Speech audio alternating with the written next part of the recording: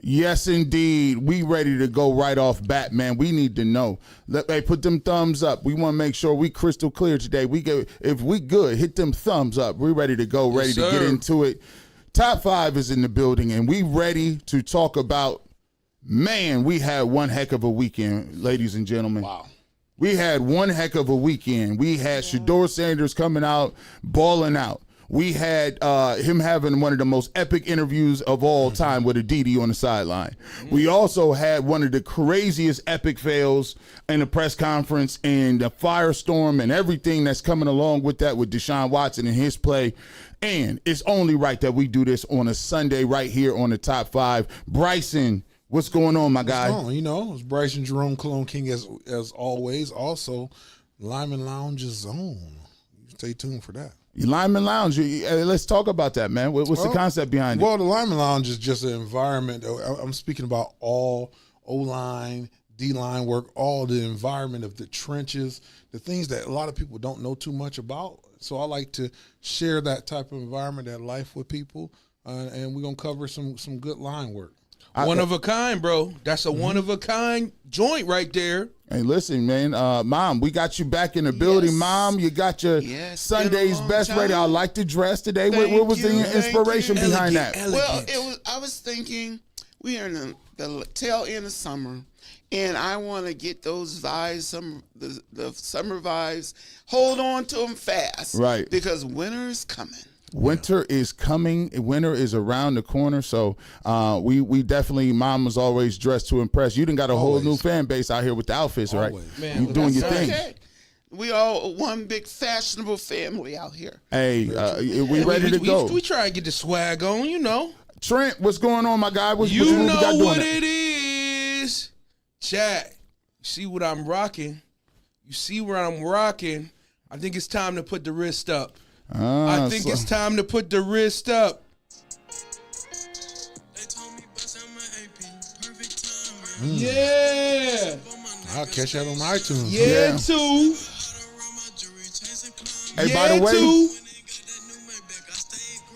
the way, we can only play 7 seconds of that. All right, let me cut that off. Rosie, get ready to cut that out of the film because Shedeur Sanders and the copyright bugs is ready to go. Don't copyright us. Don't copyright us. Don't copyright. Listen. But listen, I'm telling you, it seemed like it was as the world turns. It was a soap opera weekend on Saturday, but 2 came out and played his butt off. And it's looking like Coach Munkin got a tough decision coming up, bro. So we're going to get into it. No. I do not think it's a tough decision. I'm going to tell you, it ain't really. I should say some pun and say. It really ain't even no tough decision. Tough. So let's start. Let's start with this, man. First and foremost, I want to talk about and set this thing up. We talked about this a couple of weeks ago, and I want to say that we spoke, and Mom was on, we talked about the way football works. And we talked about when Shedeur Sanders he had reps taken away, they gave him to Deshaun Watson, and everybody was on when everybody lost it. Everybody was really moving around. And even, Bull got involved. Coach Prime was, he was doing his thing. Shedeur, a lot of people was upset. And Mom, you came on here specifically, and you said, you gave a story about, me and Bryson and when we was going to OU and how they told us we was going to play and we didn't get an opportunity to play. That's right. And it resonated with a lot of people because your message was you can't control how you going to get the reps or what you going to have happen with you. But the only thing you can control in your life is the way you respond to it. And in this case, I'll let you know, Shedeur Sanders, it wasn't looking like they was going to put him in a position to be the starting quarterback, especially as I went to the Bills practice. But one thing I told him was, go out there and be you. Go out there and play with exuberance, play like you play, have fun and do you. And I think when I saw him play yesterday, it reminded me of what you said, and he really played in a way that we used to seeing Shedeur play. Yes. What was your thoughts on that situation, how it came full circle? Well, first of all, when we were approaching the game, I was prayerful that everything worked out according to God's will. And I was confident and I knew that he had the talent to go out there and display to the world who I am. He says he's legendary. So he was showing the world, I am he. I'm the one that came to be the QB1, and regardless of what the naysayers say, I am going to be true to myself. And he showed that confidence, that poise, that presence.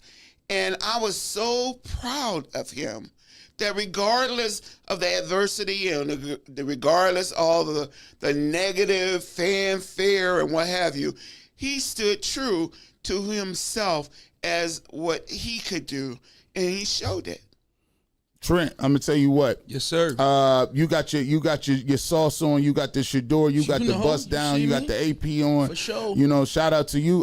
When you saw going into that football game, what did you want to see from Shedeur in terms of just the way he went about carrying himself and going out there and letting it all hang out and putting his work on the film, despite what people was talking about? Yeah, I wanted to see him process the game as if I'm the QB1 already. Going in there calm, collected, the demeanor, and processing everything and taking everything in, because I think a lot of stuff that's been going around the Browns, even when you're in a competition, you kind of can have the jitters. You come out wanting to do the most to try to win the competition. All he did in this game is come in calm. Like I told my dad, I said, this is as calm as I've ever seen him in the pocket.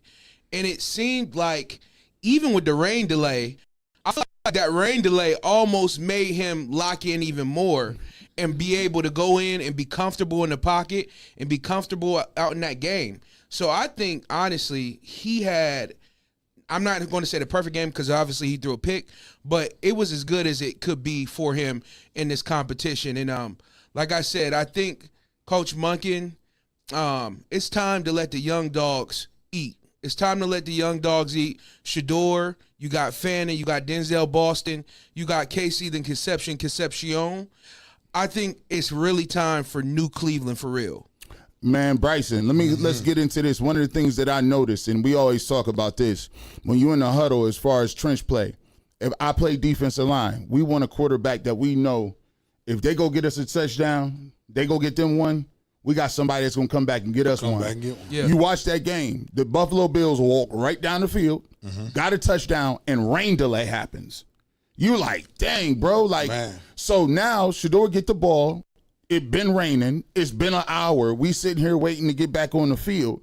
And he gets the rock and says, don't even worry about that. Yeah. The thing I noticed the most was the offensive line play seemed to magically I don't know fix what happened. itself in those series. Yes. What is that like from your perspective of being a lineman, being like, we gonna roll when you got a dude that you really rock with and understand what he is at quarterback? How does that elevate your play? Man, a lot, man. You want to play for somebody who's not just a quarterback, not just a guy with a polo on that's throwing the football. I want to play for a player. I want to play for somebody that's down with the smoke with us, because that's all we do. All we do is combat. I want to play for a guy who's willing to go to combat and go to war with us and got your back. Somebody that comes in there with calm confidence. You know what I'm saying? It was raining. We had the rain delay. A lot of people will be getting jitters, but like Dragonfly Jones, he come in there silence. Dragonfly Jones. You know what I'm saying? What a reference. You got to come in there like that. And as you've seen before on that one time where they called a holding, where he was getting juicy. He was getting juicy. Oh, yeah. They called a holding. He was doing his thing, which was hating, although he got head slapped. I don't understand how my man got head slapped. That's right. He got head slapped and nobody said something. And I seen the ref like, I ain't gonna even throw that. Listen, And then called the holding on it. Yeah. Just hating. It's almost like, I don't like that. I'm gonna drop a dime on that. And then he came back. He came back. Third and 13 and was like, watch this. That's what I'm talking about. Done. You see that? That's the difference. Somebody who's about to smoke and wants to go to war, that's a guy that you can block for, because you know that I'm blocking for a reason. This guy ain't back here sipping on lattes and waiting to go to the coach's meeting. this guy is ready to go to war with you, and that's who you want to block for. Matter of fact, shout out to all my offensive linemen, the combat committee. You know what I'm saying? O-line is 5 core parts of one big engine. And like we said before, it takes live reps to be able to gel together and make sure that engine is up and running and fine-tuned. They got the reps. Everybody was tripping. Oh, these lines. I was going crazy. It takes I was going crazy. time for you to get live reps to gel together, and they got them live reps and leveled up. Shouts out to Level Up Levinston. Wow. He did his thing. I have a question. Was that the same O-line that was blocking for him in the previous? Yes. Oh, that's them. That's them. That's them. It They take look time. like a different line. I mean, That's them. Because you got them reps. You seen it. I seen DeJuan Jones over there with Austin Barber. They looking good over there. Now- I seen Zach Zinter, 70. Yeah. I said Zach Zinter done came a long way. They was blocking their butt off on that first series. Now that in the is second new. series. That is new. That's the new thing I seen. Them moving Austin Barber inside to the guard position. It looks really good. I think we seen Austin Barber last week. It looked like he kind of pulled up. We thought it was an ankle or something when he gave up a sack. They moved him inside, and he's doing a wonderful job inside at guard. Man, Austin Barber, another young boy out of Florida. By the way, about that head slap, I need that Bills player to go along with that ref on the field trip to Roger Goodell's office, and they both need to get fined. Hey, Both man. of them. Hey, you know, Both of them. actually, be truthful. They can look at it preemptive, like after the fact, and give you a fine. They can take a Hey, couple bucks. look at the Bills player, then look at the ref. Hey, They got to take a couple big Bufords from him at least. Facts. let's do this. I want to get done. Don't just take my word for it. Let's get to this clip. This is clip number 1.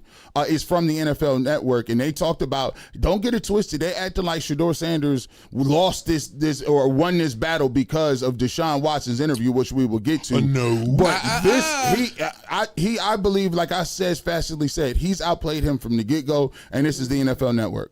Quarterbacks on the day, David Carr, Brock Osweiler. We had a lot of time to discuss the lead-up with the rain delay for Shedeur Sanders. Instant reaction, DC. How did you feel about the first half? I love it when a plan comes together. It's exactly what we talked about before the game. Continue to do what you've been doing, what you've shown us in training camp, leading up to this, preparing for this moment. Obviously, the rain didn't bother him at all. He went out there and started his first 8 for 8, I believe it was. We had the interception, but look, that was just a ball placement issue. It was a big penalty for 6 inches of a missed spot. But early in the game, I thought he was fantastic. Offensive line protected very well. Thought he got through his progressions really well. This is a 4th down play where he shows poise of a veteran player, really, to stand in there and get through your progression. Thought Todd did a great job mixing some screens, some easy completions for him, but they weren't all easy. I thought he did a great job just getting through, seeing what the defense was giving him, and then making great decisions. Another one in the red zone. Like, this isn't easy. This is a nice little schematic play you dial up. Wide open, you could say, but it's a great job getting there. I mean, a lot of quarterbacks panic, move out of the pocket, try and find something, but I thought he did a good job. Even moving forward again, this is what we saw last week, him moving forward in the pocket, even on a game that goes for a yard. Like, I'm happy to see that because I think that last year, even in the preseason, he got caught into doing some kind of outlandish stuff, like move around, I got to make the hero play. He understands he doesn't have to do that. Now, when he makes nice plays like this, you'll see the wristwatch fly up, Patrick, every once in a while. But you know what? That's good, man. He still has that energy, but he's playing poised. Brock, he's playing efficient football. I love what I see. He looks like a vet. Yeah, all great points, David. And listen, if I'm Todd Monken, I've seen enough. Yeah. I'll just say it right here. I know who my starter is. Week 1, after that performance in the first half, I thought his command was outstanding. There's so much talk in the preseason with quarterbacks like this. What's the operation going to look like, right? You heard Joe Thomas say it on the call. Well, I thought the operation was outstanding. You know, late in that first half, there was a 2-minute drive. He gave a little hard count to make it 3rd and manageable. It was 3rd and 8 instead of 3rd and 13. I love that. Early on, when you talk about he's going 8 for 8, he was getting the football out of his hand, and that was one of his knocks coming out of Colorado. And even last year as a rookie, a lot of people say he holds onto the football too long. He's a ball holder. Well, you know what? I saw that football coming out with accuracy and on time today. I didn't think he ever forced the issue, right? If people weren't open down the field, Buffalo was playing zone defense, there was nowhere to go with the ball, well, he either tucked it and ran and got some positive yards, or he checked it down to the back on time. So I saw some really great things there. There was some patience. There was poise. You talk about that touchdown pass. That's a developing play down there in the low red zone. Yep. And when you're under as much pressure as he is right now to go try to grab that starting quarterback position, it didn't seem to faze him. I just saw a guy out there having fun, playing ball, and you mentioned it. Todd Monken put him in a great place to have success today. I'd love to see more of this moving on in the regular season. Also saw some literal physical pressure in his.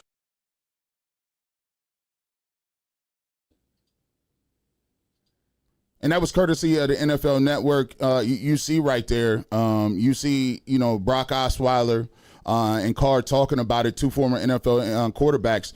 Mom, I saw some of the same things that they were seeing every single day in practice, and why I went out there and made sure that I was documenting it. But the progression of his footwork, the way he's actually looking at the field, and the thing that I've always seen about Shedeur Sanders is he's a big game hunter, which meaning like he's going to hunt big plays. Sometimes about a quarterback is the ability to do that, but also doing other things so that you understand the down distance and getting your team in the right position. What are your thoughts on what you've seen, just him being better, and what have the improvements have you seen? I see a lot of maturity on that field.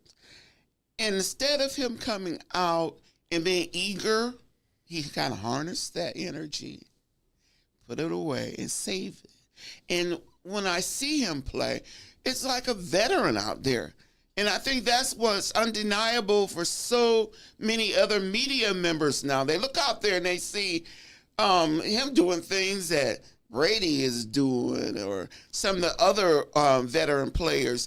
And it's undeniable. He just had an outstanding game on the field. Nobody can dispute it. We all saw it. We all seen it. We all seen it. That's what national TV is for. That's right. That's right. So I think kudos. Trent, you look at it in terms of, what was a play that could have been a minimal play, but you was like, I love that play, even if it didn't end up being a big play. I love the play. I think the exact play I would say is when he waited a second later for the tight end to get open in the window.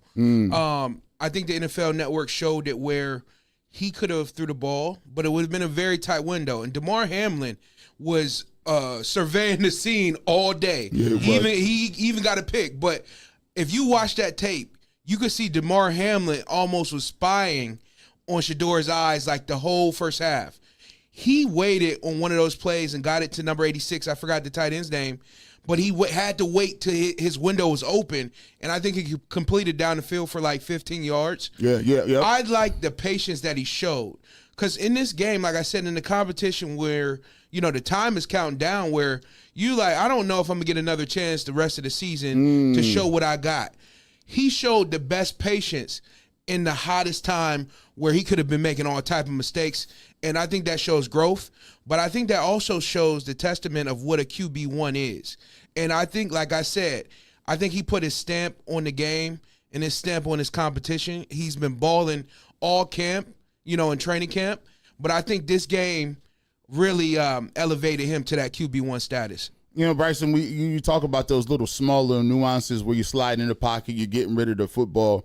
Last year as an offensive lineman, sometimes people don't understand you're expecting a quarterback to be a certain place. Yes. And so if a quarterback is breaking the pocket or moving, sometimes he can run into a sack or run into some things.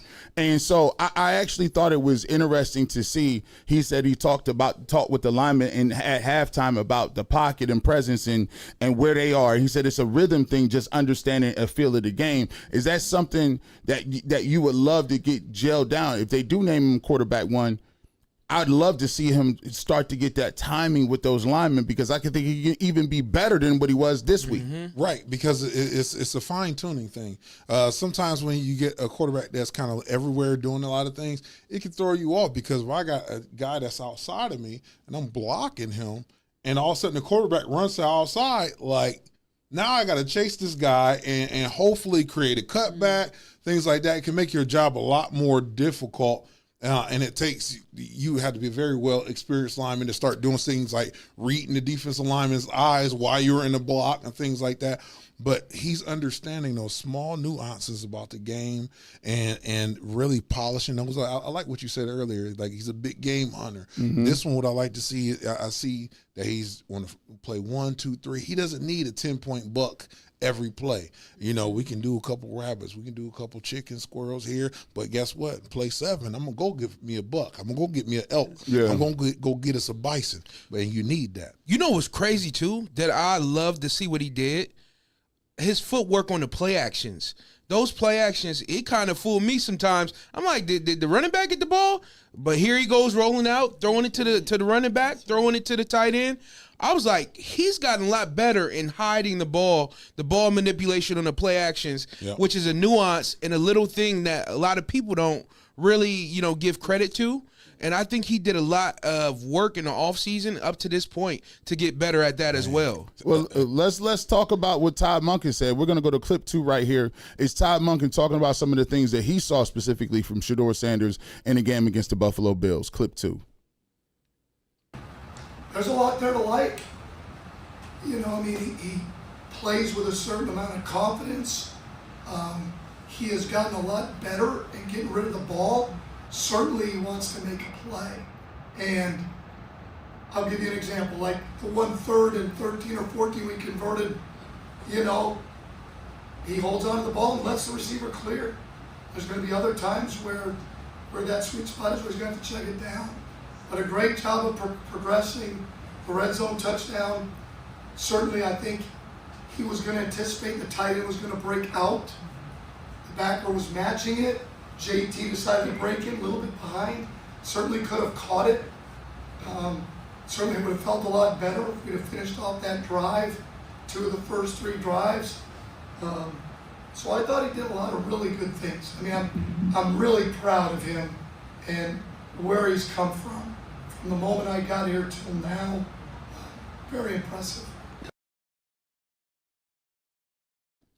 We talked about it, and I was out at practice, and the thing that I said was, it's not about you going against Deshaun Watson. It's about you leveling up where you need to be at and where you want to be at.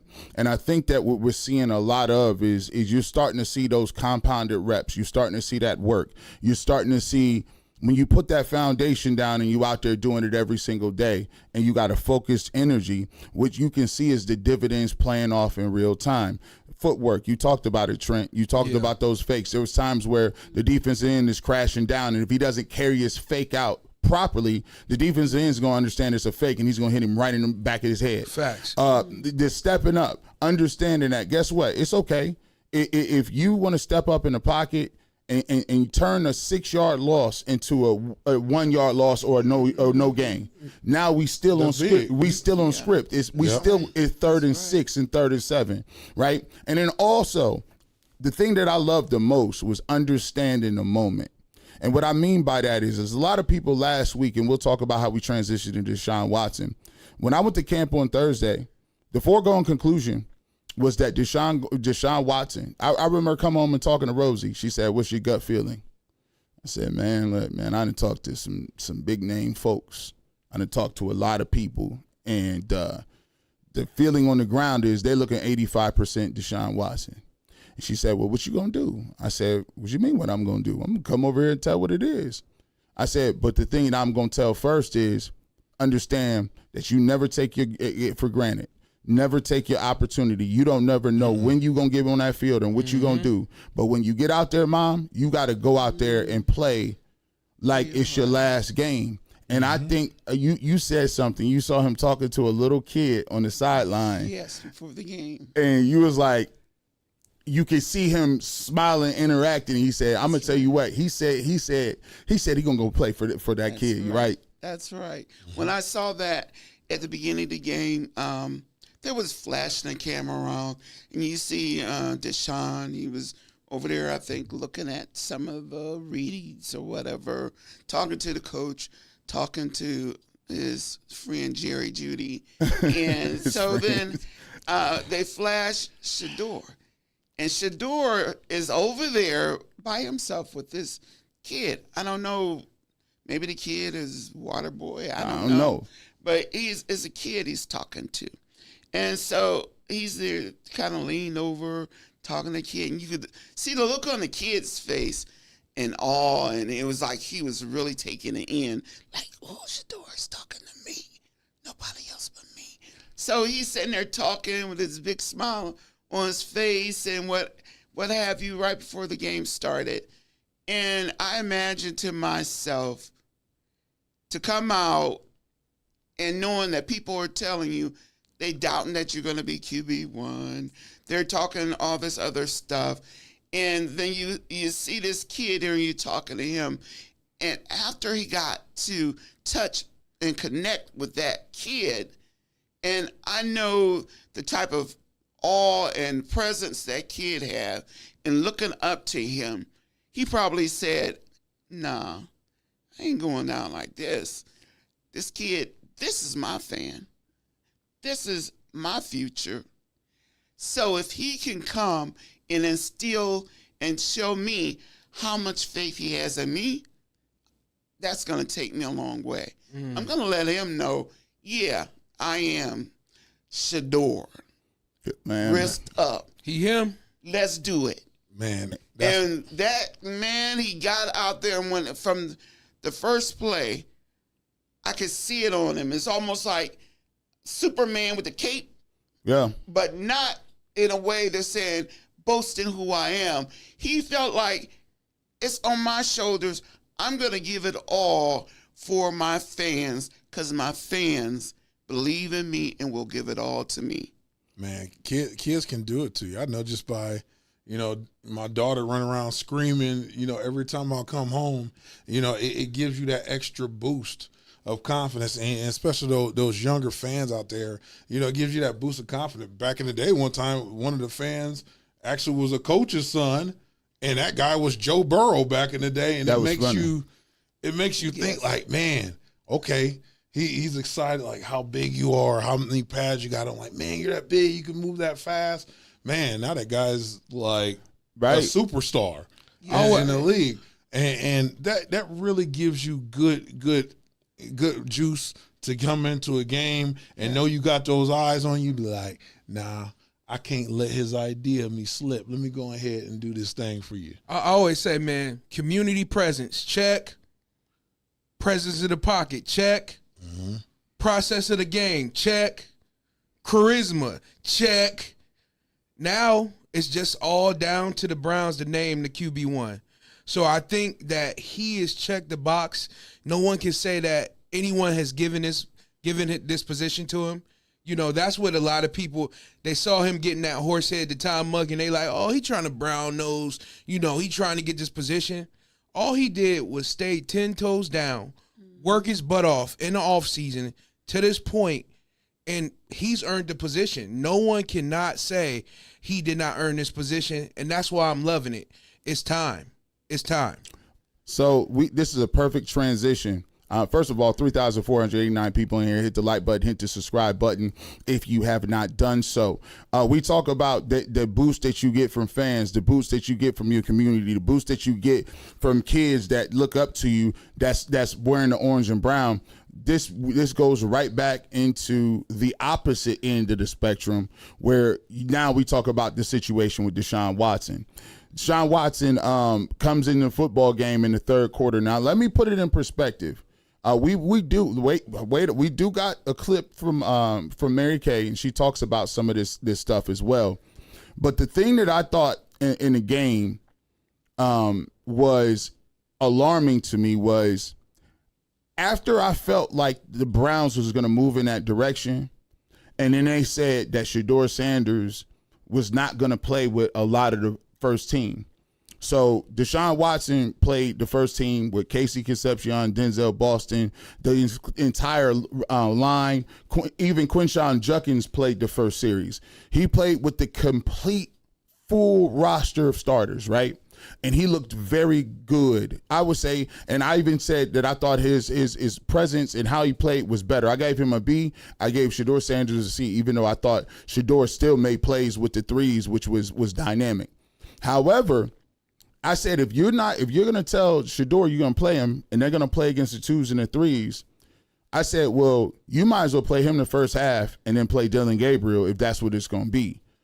But Todd Monken did something where this is going to be debated for a long time because they put Deshaun Watson in with the threes, the same people that Shedeur Sanders had. And a lot of people thought if this was going to be a quarterback competition, you had to have apples to apples. Yeah. You said, I got to see it with them. And so Deshaun Watson goes trotting at halftime, and he comes out and he's taking snaps. I stood up and said, oh, I don't know if this is going to be one of them. I don't know if they should have did this. And the reason I said this, guys, was I had been at practice. I understood how they made it look good against the Bears. He had ones, they was going against twos, they had a scripted schedule, there was a screen pass, a reverse in there, and he completed that.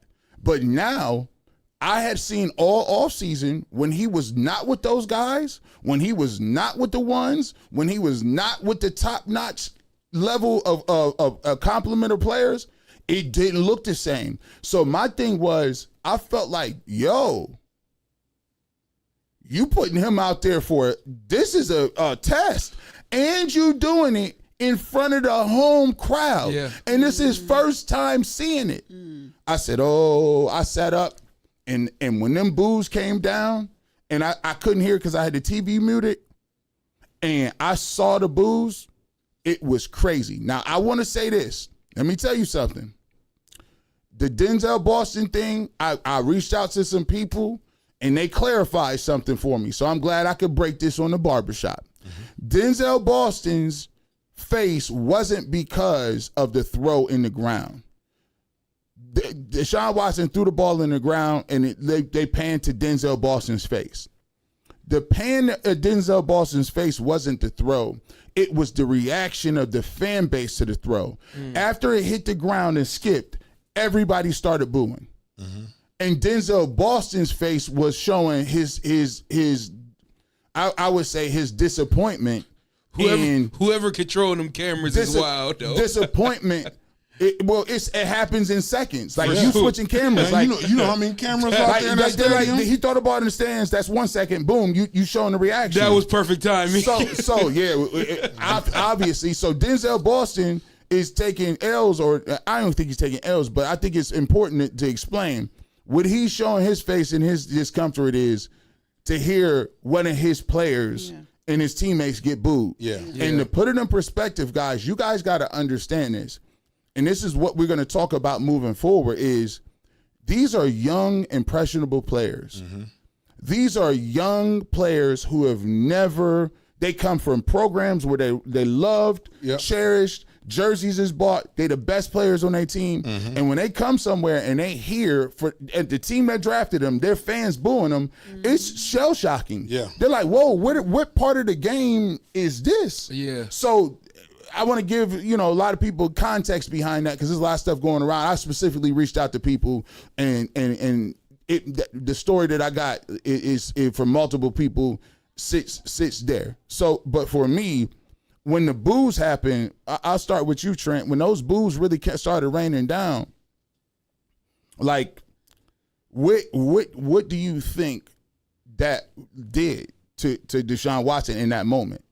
I think that it was kind of triggering for him. I think that he expected some people to still, have that inside them and because some people never get over stuff. Like some people hold grudges, until they hit the casket, which is a shame. But at the end of the day, I think that he kind of got triggered. I think he knew the boos were going to come, but it's a difference between knowing when something's going to happen versus how you're going to feel when it happens.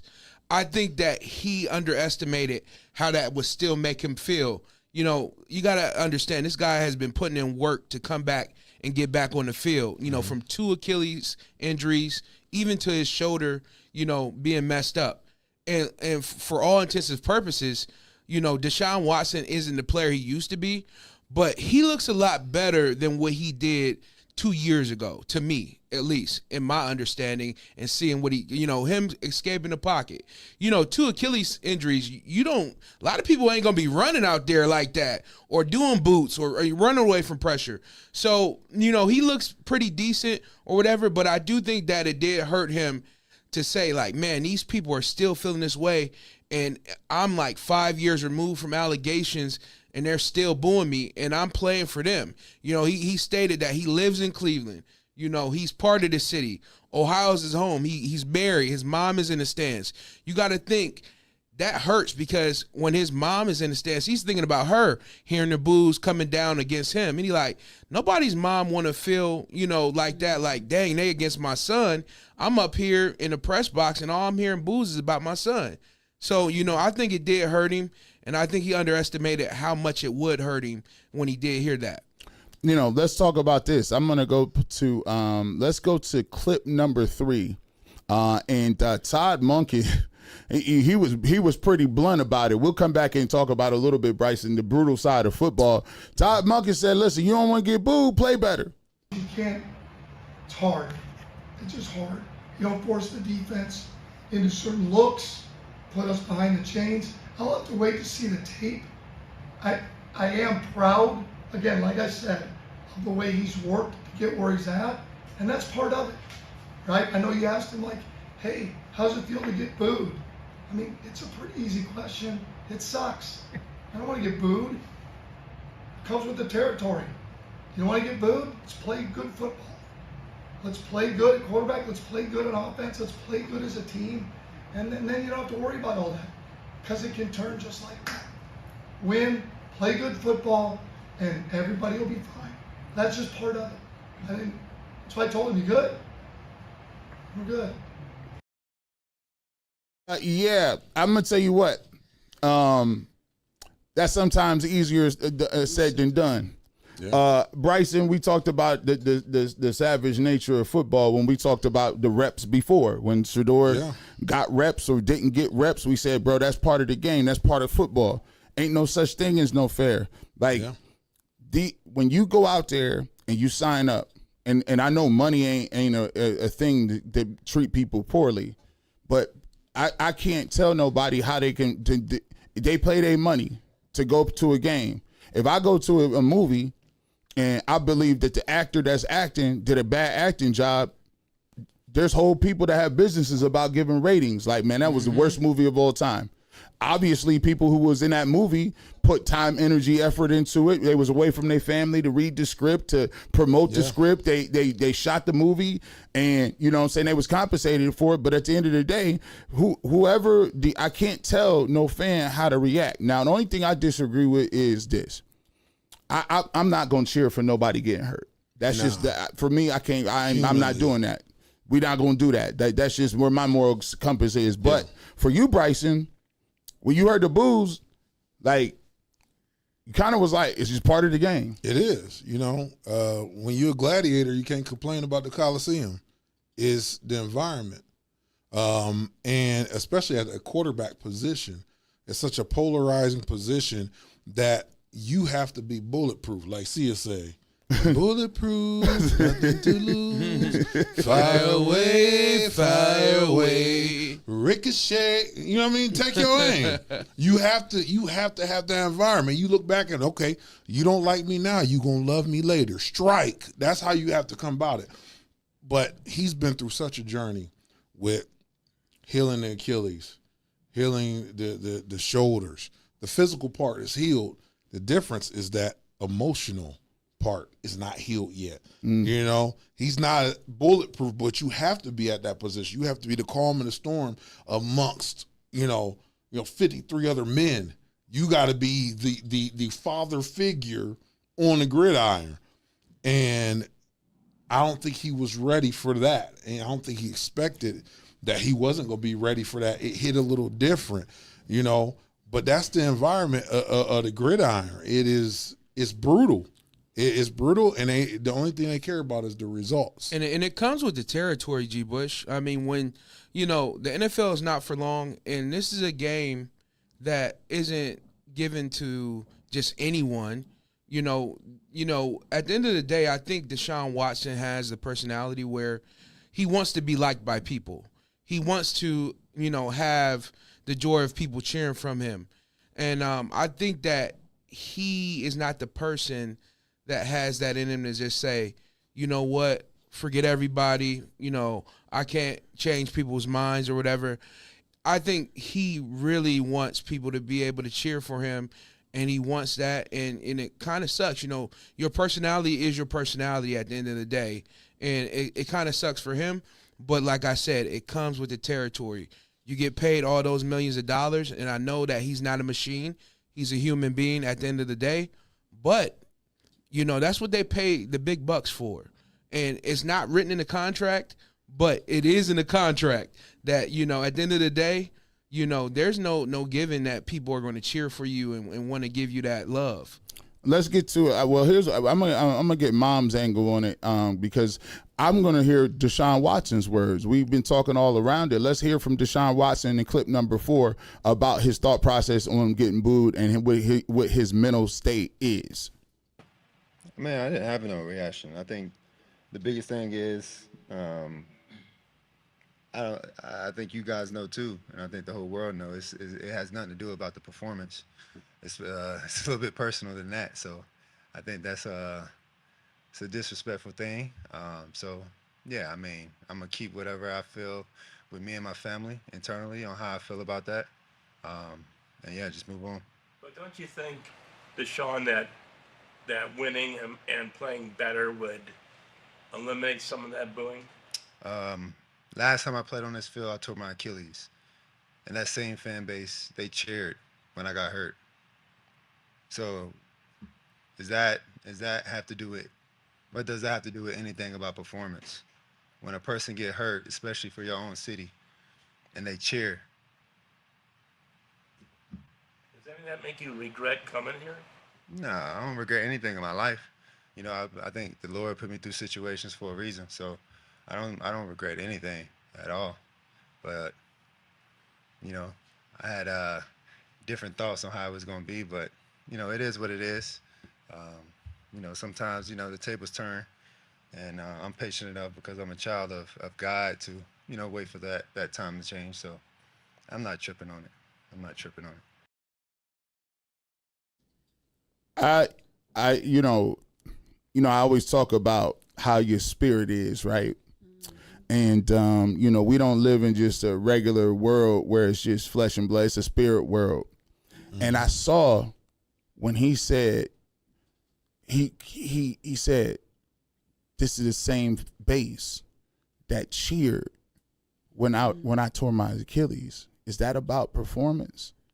And he said, I just thought it would be different. At that moment, when he got booed, Mom, I felt like he was transplanted 2 years ago. Yeah. And in that moment, he was crying on that cart with a towel over his head and hearing people cheer. And sometimes trauma is a funny thing because it'll pull you back to the moment, and you think you done did your rehabilitation and work, it'll draw you right back to where you was at. And I think at that moment, I don't know what your take is. At that moment, I think he was just pulled back into that emotion. Well, me personally, I was pulled back because I remember through those turbulent years, all of that nonsense, all of that, the trial things, the judgment, it was to a point where he was tried by a judge, found him innocent. And to me, it was a certain group of people, whether it be in the NFL or media or even certain civic groups or what have you, they was bound and determined to bring him down. And because the media, the way they spent things, he became a villain without being a villain. They took his personal life and his personal characteristics and villainized it and made it like this is the poster child of what you should hate. And a lot of people bought into it. And I think maybe because it was profitable to some, because even with the allegations of the females, I thought to myself, to be fair, the females are all adults. They were professionals. They should have been held accountable as much as he was.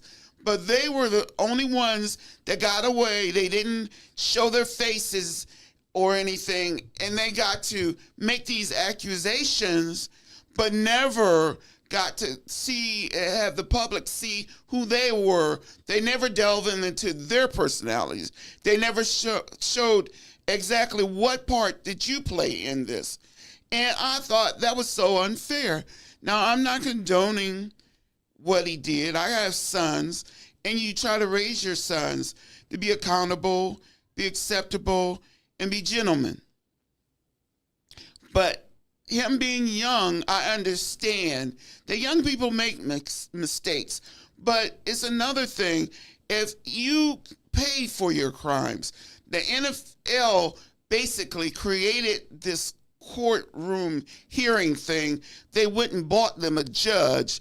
They had her give a standard of rulings of what was justifiable for them. And he got punished according to their guidelines for everything they say, the accusations and what have you. But yet he didn't realize. That's why I thought when he said, well, I didn't expect, I thought it'd be different. He thought that at some point in time, I can put all of this in the past now and move forward with my life. He had the injuries, and which I think, and which I don't know if people think this way, but a lot of the injuries he sustained, maybe they never would have happened if a so-called coach that was supposed to be there for you, for the players, for the team, if he was playing straight up and honest, and if certain players that's supposed to be your brothers in the locker room, if they were playing straight up and honest, maybe some of these injuries never would have came to place. I think when you look at it, I think when he's in that moment, he ain't never really dealt with it. He ain't really dealt with it. Like the same things that you saying right now, he's dealing with. What if I didn't get 6 games? What if I didn't have all the allegations? What if some of the people that said the allegations about me who found out to be untruthful? Right? Remember, you got to think about the whole. It's a whole. I remember people talking about this. I remember one of the biggest blogs I ever did was when I had the court affidavits of people who came up there and testified, and basically the courtroom decided that they were not telling the truth. Like people testified against their own family members saying that they didn't have a problem with him and they was going after. Then you got to have the whole situation where they gave him 6 games. The NFL came back and said, no, we're going to give you 11. And half that was due to they gave him a guaranteed contract. So he's doing all of this stuff, right? And it's everything's happening. But we always boil it down and we bring it back to square zero. The Cleveland Browns got to make a decision. Mm-hmm. Yep. And that decision is, what is the best decision for the Cleveland Browns? If you putting a guy out there who is getting booed now in the preseason game, you got to understand something. Every single player that you got out there when they hear boos, they can't distinguish between whether it's Deshaun Watson or them. Casey Concepcion, opening day, he comes out, Deshaun Watson is the starting quarterback. Guess what? Boo. He like, dang, we just played 2 games on the road. I just got here. He just played 2 games on the road, right? And I'm going to play this right here because I think this really shows the mental state and the way the Cleveland Browns got to go about this. Because after I heard this from Deshaun Watson, I knew chances are there's no coming back from it. Chances are there's no give me clip 5. I don't know. The only time I feel that energy is when I'm in the stadium or it's on social media. Like I mentioned before, when I'm in public, no one's mentioned anything. So I think that's the only time those people that's holding it in is trying to, disrupt the energy. You know what I'm saying? Because this is a social media, players can't respond back. And then in the stadium, players can't respond back. So I get it. I understand it. So it is what it is. We'll take 2 more. Quarterback job is tough enough. Can you defeat that negativity? I don't know. It's a mental battle every day. I feel like I get more love on road games than I do home games. So if it is my spot and he does make me the name, maybe it's 17 away games then. I don't know. What about the fact that you guys do have your first 2 are on the road, your first 6 of 9 are on the road? If you win the job, might that work in your favor? Again, I'm not sure. I don't know. I thought being away for 2 years and working myself back from 2 Achilles injuries and putting the time in and, being around the facility, being around the city, doing charity work in the city, supporting the Cleveland Browns, hanging out with fans whenever I do see them, being honest, being, the type of person I know I am and the character would help. And I guess it haven't. So that's why I say it's personal. So, it is what it is. People have their own opinions. I can't, there's only so much you can do to change that. So at the end of the day, I just have to continue to just work on it and strive to be better mentally moving forward.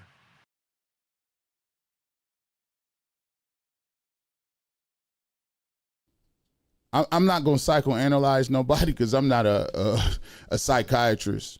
Yeah. But here's what I'll say. When you got them type of allegations, right, and those things come with it, right? Yeah. Them things ain't never gonna go away over 2 years.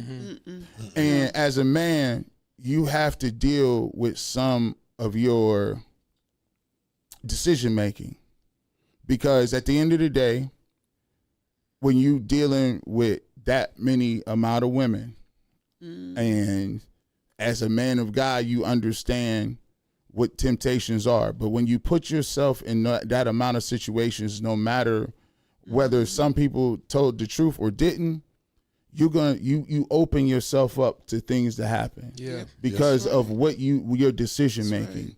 And so it is bad, yes, that some people cannot be all the way truthful, and it could be bad that you had to go through that. But sometimes you got to realize that your rehabilitation is always going to continue on. You never going to ever quite get some mistakes that you can make. I go talk to people in court, in juvenile delinquency. I go talk to people who doing 25 years of life, kids that got more time in front of them, behind them. And I had to tell them, only by the grace of God are we here that some of the mistakes I made wasn't put out there. But some mistakes you make is going to change you and your family's life forever. Yeah. And so sometimes moving forward is not about seeking acceptance. It's about turning your life over and understanding that I'm going to direct my life and move forward in the way God wants me. I'm not saying he hasn't. Right. But for me, looking at it, it feels like he's still in a space where he has to come to the conclusion that some people is never going to support you. It might not ever happen. Right, and you can't. It might never happen. And sometimes it's like God don't just, take the problem away. He gives you the grace and the strength to be able to walk with it. Amen. And that's one thing he has to learn. Right now it's about healing and pleasing God, and that's it. And the rest of it, he got to compartmentalize. It's like, hey, you know what? I got one job to do: control the controllables. Right. And Control the controllables. And I pray like everybody that was involved in those allegations, whether it would be the women or even Deshaun Watson, I pray for healing for all of those people. 100%. And I pray that they can move forward. Like Bryson said, God gives you a way of walking with things. Some things never go away, but he gives you the process of saying, I'm going to give you the strength to walk through this and be determined to move forward. So I pray everybody is healed in those situations. Right. Also, what came to me when I was watching that is, if you are a mother out there, just think about if your son was Deshaun Watson. What would you do? How would you feel? I know that it's easy to be looking on the outside, looking in on situations, blaming people or whatever it may be. But what would you do if Deshaun was your son? So just keep that in mind as well, because we are human. I'll say this. One thing that you got to look at too is outside of the human nature of it. We talk about human nature all the time. We talk about the human side of everything, and we give a platform to people to express their ideas. But this is also a football decision. Yeah. This is also a business decision. And one of the business decisions that you're going to have to make is, can you have the rest of your team out here being booed when you got, first of all, Shedeur Sanders and outplayed him. Mm-hmm. Second of all, Shedeur Sanders got the entire fan base locked up. Yeah. Third of all, that's right, he has a future here and Deshaun doesn't. And the thing that I continue to keep telling y'all, and I've said it from Jump Street, I think I'm the only person who said this. I said Deshaun Watson has never forgiven the fan base for cheering when he was down. Yeah. And the first time that something happened, he went right back to that moment. That tells me that if Deshaun Watson played well, he put through for 5,000 yards, let me just tell you, you tell me if I'm lying. Yeah. He ain't never signing back up to play for the Cleveland Browns. No. It's almost like this. If you married and you get back with your wife, right? And you done got caught cheating. Yeah. Your wife take you back. If she plan on never forgiving you forever, you might as well move on. Because if she can't, it's more humane to be like, you know what? I'm not gonna sit here and tell you I love you and continue to keep talking with you when I know it's irreconcilable differences. I can never get over this. Right. It's better for us to part. Right. And this right here told me it's irreconcilable differences. There is no coming back from this. He said that I'd rather have 17 away games. That hit when he said that hit different. Away games. He said it feel like it's 17 away games when I'm in. That hit different. I was like, whoa. You can't have the leader of your team, the CEO, the captain. Yeah. Somebody asked him, "You think you can get over Boo?" And he said, "I don't know." No. You don't know? Hey, we gonna have to. You got to do your work on your own. And this is the epitome, G. Bush, when they say it's not personal, it's business. This is the epitome and the antithesis of what that means. It's not personal, it's business, and the Browns have to make a business move and a business decision. I don't know what that is, 100%. But they got to make a business move. Man, I can't have the energy that is swarming you, them boos, them arrows that's getting tossed at you. I can't have those arrows catch a stray on one of my young dogs. All of them. That's just starting their career. Team. They starting their career. They need confidence to come out there. They want to come out to New Cleveland and be embraced. You know, they got a new life and they starting out this new career with darts being shot and they catching strays. Mm-hmm. So it's like, dang, dog, I mean, you a good dude, but I don't know if I can take them strays. I thought about this too when he said that. I thought, does Deshaun know the real reason he wants to be QB1? Maybe it's proving it to itself. It might not have anything to do with bringing a team, elevating a team, winning, all of that, Super Bowl. I don't know what's going through his head. Well, like what I'm there for. Because here's what the press conference should have looked like. Here's what it should have looked like. When they came up there and asked him about the boos, he said he could have came out and said, listen, given where we came from and how I started my career here, I fully expected that to happen. And I'm going to be honest with you. I didn't play very well today. And I played like trash, and I'm supposed to be in a quarterback competition, and I didn't lead any touchdowns. I threw an interception, and I just wasn't very good. In terms of the boos, I can only go out there and try to play and really make up for some of the things that I've done or we moved on in the past by playing good, being a good person, and by doing everything I can to represent the Cleveland Browns fan base and community the best way I can. I understand that some of the things and the allegations and the things in my past are going to make it hard for some people to ever get past that. Mm-hmm. And guess what? That is completely okay. Yeah. And because it's on me to change people's minds. And I got to come to the conclusion that some people may never come to love or like me or appreciate me, but that's okay. That's part of the journey. I'm here to consistently show you that I'm a changed individual.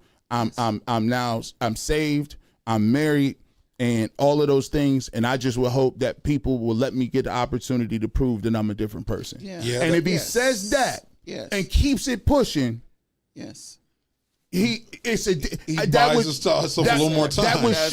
That would show me he understood and processed it. But the conversation that he had didn't. It showed me he never really quite processed any of that. I think so much of it as athletes, a lot of people don't understand is this thing of being, QB1, or this thing of being the football player, this thing of being a Heisman Trophy winner. It's an identity thing, and every athlete will tell you at some point in time, before you hang it up, before you put it down, there's an identity walk that you have to go through. Yeah. And sometimes it might have been that Spike Lee, Sam Cooke moment, where the background is moving and it's starting to sink in. Like, is this a point in time where my identity might be changed a little bit? I'm not QB1 necessarily. Just think about the two extremes that Deshaun Watson went through. He comes from college football. He's one of the darlings in college football. Mm-hmm. He's going against teams like Alabama that's completely stacked. He's winning those games, winning national championships, where people are looking at him like, wow, this guy is great. Great personality, great character off the field. He comes in the NFL. He's killing it at the Texans. He gets a Pro Bowl. At one point in time, he's a top 5 quarterback. To doing all that and coming at the top of the mountain and dropping all the way off to another extreme at the lowest of lows. And some people can't deal with that. Some people just have a difficulty of dealing with that, and I think that it's just not in his DNA right now to deal with all of this. But he has to, for him to have that, you know what you got to do? He got to be real with himself, though, bro. Mm-hmm. Yeah. He got to be real and say, bro, didn't nobody tell you to sit out, though? No. You sat out a whole year. Yeah. You see what I'm saying? Yeah. You sat out a whole year. Like, you got to, in order for you to get to where you need to be to understand, okay, this how I got to move, there needs to be work put in. And the first thing is understanding, what role did I play? Let me just tell you this. I got a divorce. One of the biggest things in my life was getting a divorce. And it changed the way I thought about everything. It changed the way in my life. I thought my parents was married once. I said, bro, I'm only going to get married once. And I looked at it like, man, I'm not going to be a person that get no divorce, right? Mm-hmm. And when it didn't work out, I had to go. And the first thing God told me was, you sitting here blaming all these other people. What role did you play? Mm-hmm. Did you marry the person for the right reason? Yeah. Did you consult me and say, is this the person you want me to be with? Did you do the work on yourself to know your quirks? Because if you keep breaking up with people and you've been engaged this many times, guess what the common denominator is? You. Are you being a leader? Are you doing the things you need to do? And it took me a year and some change by myself in a rundown apartment after I had lost everything for God to really work with me and say, nah, bro, you got to put the work in on you. That's the part that's going to hit. And sometimes you're going to have to wait for that. Yep. Let me just show you something. Juxtapose this. Rosie, can we get clip number 12? It's in the media assets. It's the Shedeur one right there. Can juxtapose, and God brings everybody on their own timing. God brings people along, right? Mm-hmm. And watch the way he explains his journey, because if you claiming to be that, you going to tap in, and God gonna have you at your own time. So let's play this clip. Yeah. I improve, at least my relationship with God, to be able to come up here every day and talk to everybody, regardless of opinions, of how people, what they say online and all this different type of stuff. Even those that sitting in front of me today, I still approach y'all and greet y'all with kindness, because God gave me that. God gave me the wisdom to be able to not be emotionally fazed by individuals and people, because I'm here for a bigger purpose. So with that conversation, you know, even when, you know, Shedeur Sanders is going through his thing with the media, right? Mm-hmm. You juxtapose it. One person said it's about personal stuff. And I've always tried to tell people all the time, if you've listened to anything I do, the media don't like neither one of them. No. Like, let me just keep it real with you. They want it all like, gone. They want, let's not be clear. 2 days before this went down, they were saying that you was delusional because Shedeur Sanders, the touchdowns you saw him throw in practice wasn't touchdowns because we said it. You see what I'm saying? I've always told you, don't get back in the back and forths. They don't want Andrew Berry here. Nope. They didn't want Todd Monken to be the coach. Nope. They didn't want Deshaun Watson on the team. They don't want Shedeur Sanders on the team. They only use Dylan Gabriel as a shield. And they trying to get them a Ty Simpson, a Arch Manning, a Drew. They trying to get them that today. They want an Arch Simpson. Don't think Arch Simpson is crazy. I'm gonna let y'all know. Don't think just because they ain't got him up out the way, that's the old, well, Deshaun's out the way. We got that out of the way. Now we done with that. No, that's just phase one. That's phase one. It's phase different one. phases to this. Like phase one. They looking around like, hey, we might got a clear path. There is no clear path. No. There is no clear path. Silence. That is silence. They don't be running around here thinking that you done won. Yeah, Shedeur, we about to win. We in here. No, absolutely not, because they waiting on the other end of the spectrum. Now all it all does is put a bigger target on it, because now Deshaun Watson can't take half of the spotlight away. Yeah. So you know that it might be like, man, we need to trade for J.J. McCarthy. Hey, baby, it's coming. We need to trade for J.J. It's all coming. Here's what I want to show y'all. Let's start to get to this. I want to get to this. I'm going to get to other people's. We gave you our thoughts and processing. But let's get to clip number 6. Clip number 6 shows you the whiplash effect on which way did he go? What happened? I told you, this is all documented. I said when I was out there in practice, this was exactly what was going to pop off. Now watch how confused they is when it happened. Give me clip 6. Of a press conference like that, and I don't think I'll ever be a part of a press conference like the one I just saw with Deshaun Watson. To put it in perspective for you, before we walked into the media room for Todd Monken's press conference, I was talking to another media member and I said, listen, there's no way that Deshaun Watson doesn't win this job. I know Shedeur played well today. I know Deshaun didn't have his best day, but I think that Deshaun's too far ahead in Todd Monken's eyes. From all the tea leaves we've read from training camp, from preseason, I just don't think it's going to be made up in one half of preseason football. You're just not going to get the attempts that you need. And listen, it's not what I would have done, but it's just how I felt. I thought it was 100% going to be Deshaun. I walked out of Deshaun Watson's press conference and said, there's not a world where the Cleveland Browns should ever start Deshaun Watson as their starting quarterback again. And listen, on a very personal, human level, seeing someone broken down, like their mental health broken down to that point, I'm never going to bash on the guy. Like this is beyond football. This is a responsibility thing from the Browns and Deshaun Watson's mental health to say, hey, this hasn't worked. And clearly you've been lying to the media and this has had an effect on you. And obviously, bringing up the Achilles and how, the fans booed you, it's really taken a toll emotionally on Deshaun Watson, and you can see it. And that's sad. Like, that's just objectively sad. No matter how you feel about Deshaun Watson, just like seeing that emotion in real time and seeing someone at their brink, like, it's a sad thing to watch. So I just think it's time. If now is not the sign that this was the final nail in the coffin, I don't know what will be. But to me, it was pretty clear and obvious that you can never have Deshaun Watson start a game for the Browns again.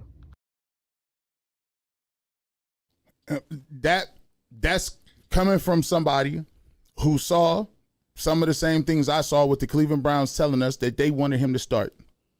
And all the tea leaves was lining up. Mm-hmm. I talked to all kind of people, no names necessary. And they was ready to come into this thought process. And then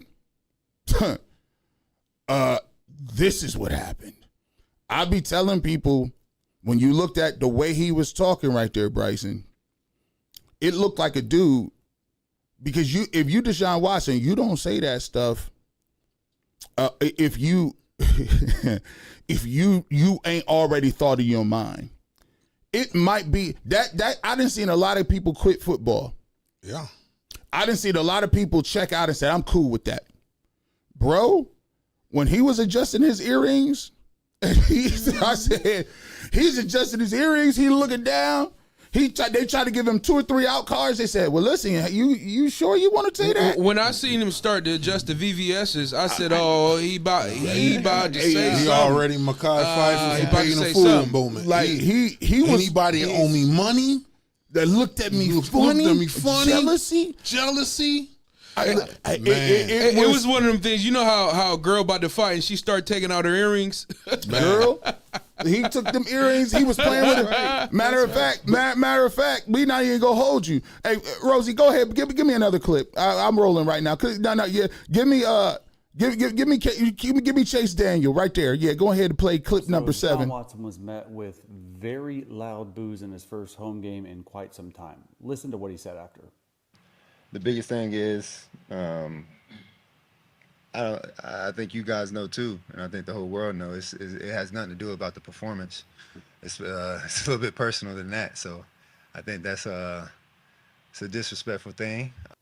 That's pretty interesting for a couple of reasons. Number one is, if he's already getting booed in preseason, he's going to continue to get booed in the regular season. And look, Shedeur Sanders, he threw an interception today, but I thought he played pretty well, and he's played a lot better even since last year. Like when camp started, I thought Deshaun Watson would be the guy. I was okay with it. I figured like Shedeur Sanders would at some point show up and play, but now this happens and Deshaun goes out there, he gets booed.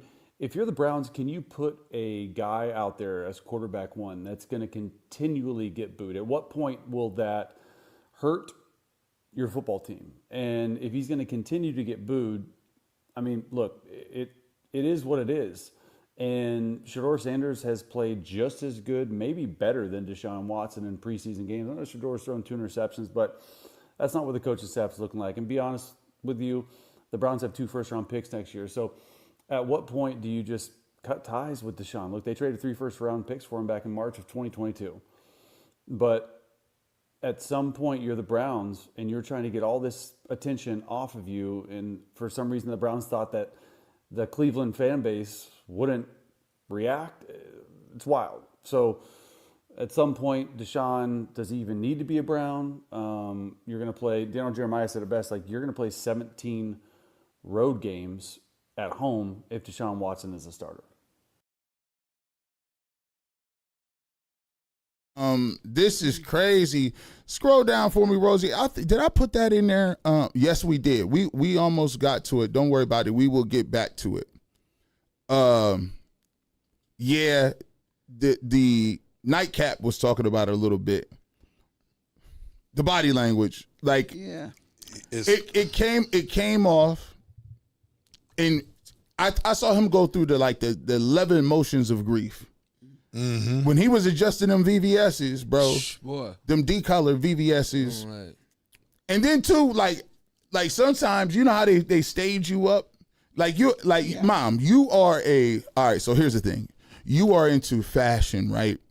If you're working with my team, and I want to go somewhere, right, mm-hmm. and you dress me all the time, if I was trying to portray something, and I knew I was going back to Cleveland, and I knew I had to talk, because I'm a quarterback, chances are you would tell me not to wear no jewelry. Yeah. You would probably tell me not to wear a hat. You'd probably tell me not to wear anything bright. Don't bring any attention. Any attention to. Yeah. You would tell me to have a stripped down version of what it was. Right. When you saw his outfit, he's adjusting that earring. As an image consultant, you're like, this is coming off as aggressive. Yeah. Hey, G. Bush is crazy. They was probably looking at him like, asking him questions. They'd be like, I can't see. I'm blinded by the mirrors. The mirrors is bright. Hey, but that chain was fire, though. I ain't gonna lie. That chain was fire. Listen, the Louis Vuitton shirt was fire. He had the money. It was fire. I ain't gonna lie. I mean, what he was going through, though, is it's like going through a breakup where you've been done wrong. He like, I don't care no more. I'm going to stunt. You ain't going to like me anyway. I'm going to stunt, and I'm going to say what I want to say. Y'all want to kill my character? Let's say how I feel about it. Y'all want to hear? Here it go. And that's how he came about the game. But he going through some deep emotions. I done been in similar, not allegations similar, but far you gotta say that. You gotta bring that clear that up. You gotta clear that immediately. But what happened was some of those. Yeah, no, I've been injured, and at a certain part of my career where it's like tore PCL, had a microfracture surgery. You was doing your thing, and well, you alluded that one time he took a year off. He had to take a whole year off. But sometimes that happens when you ain't ready. I remember getting a call. Hey, big dog, you ready? You ready for this championship game?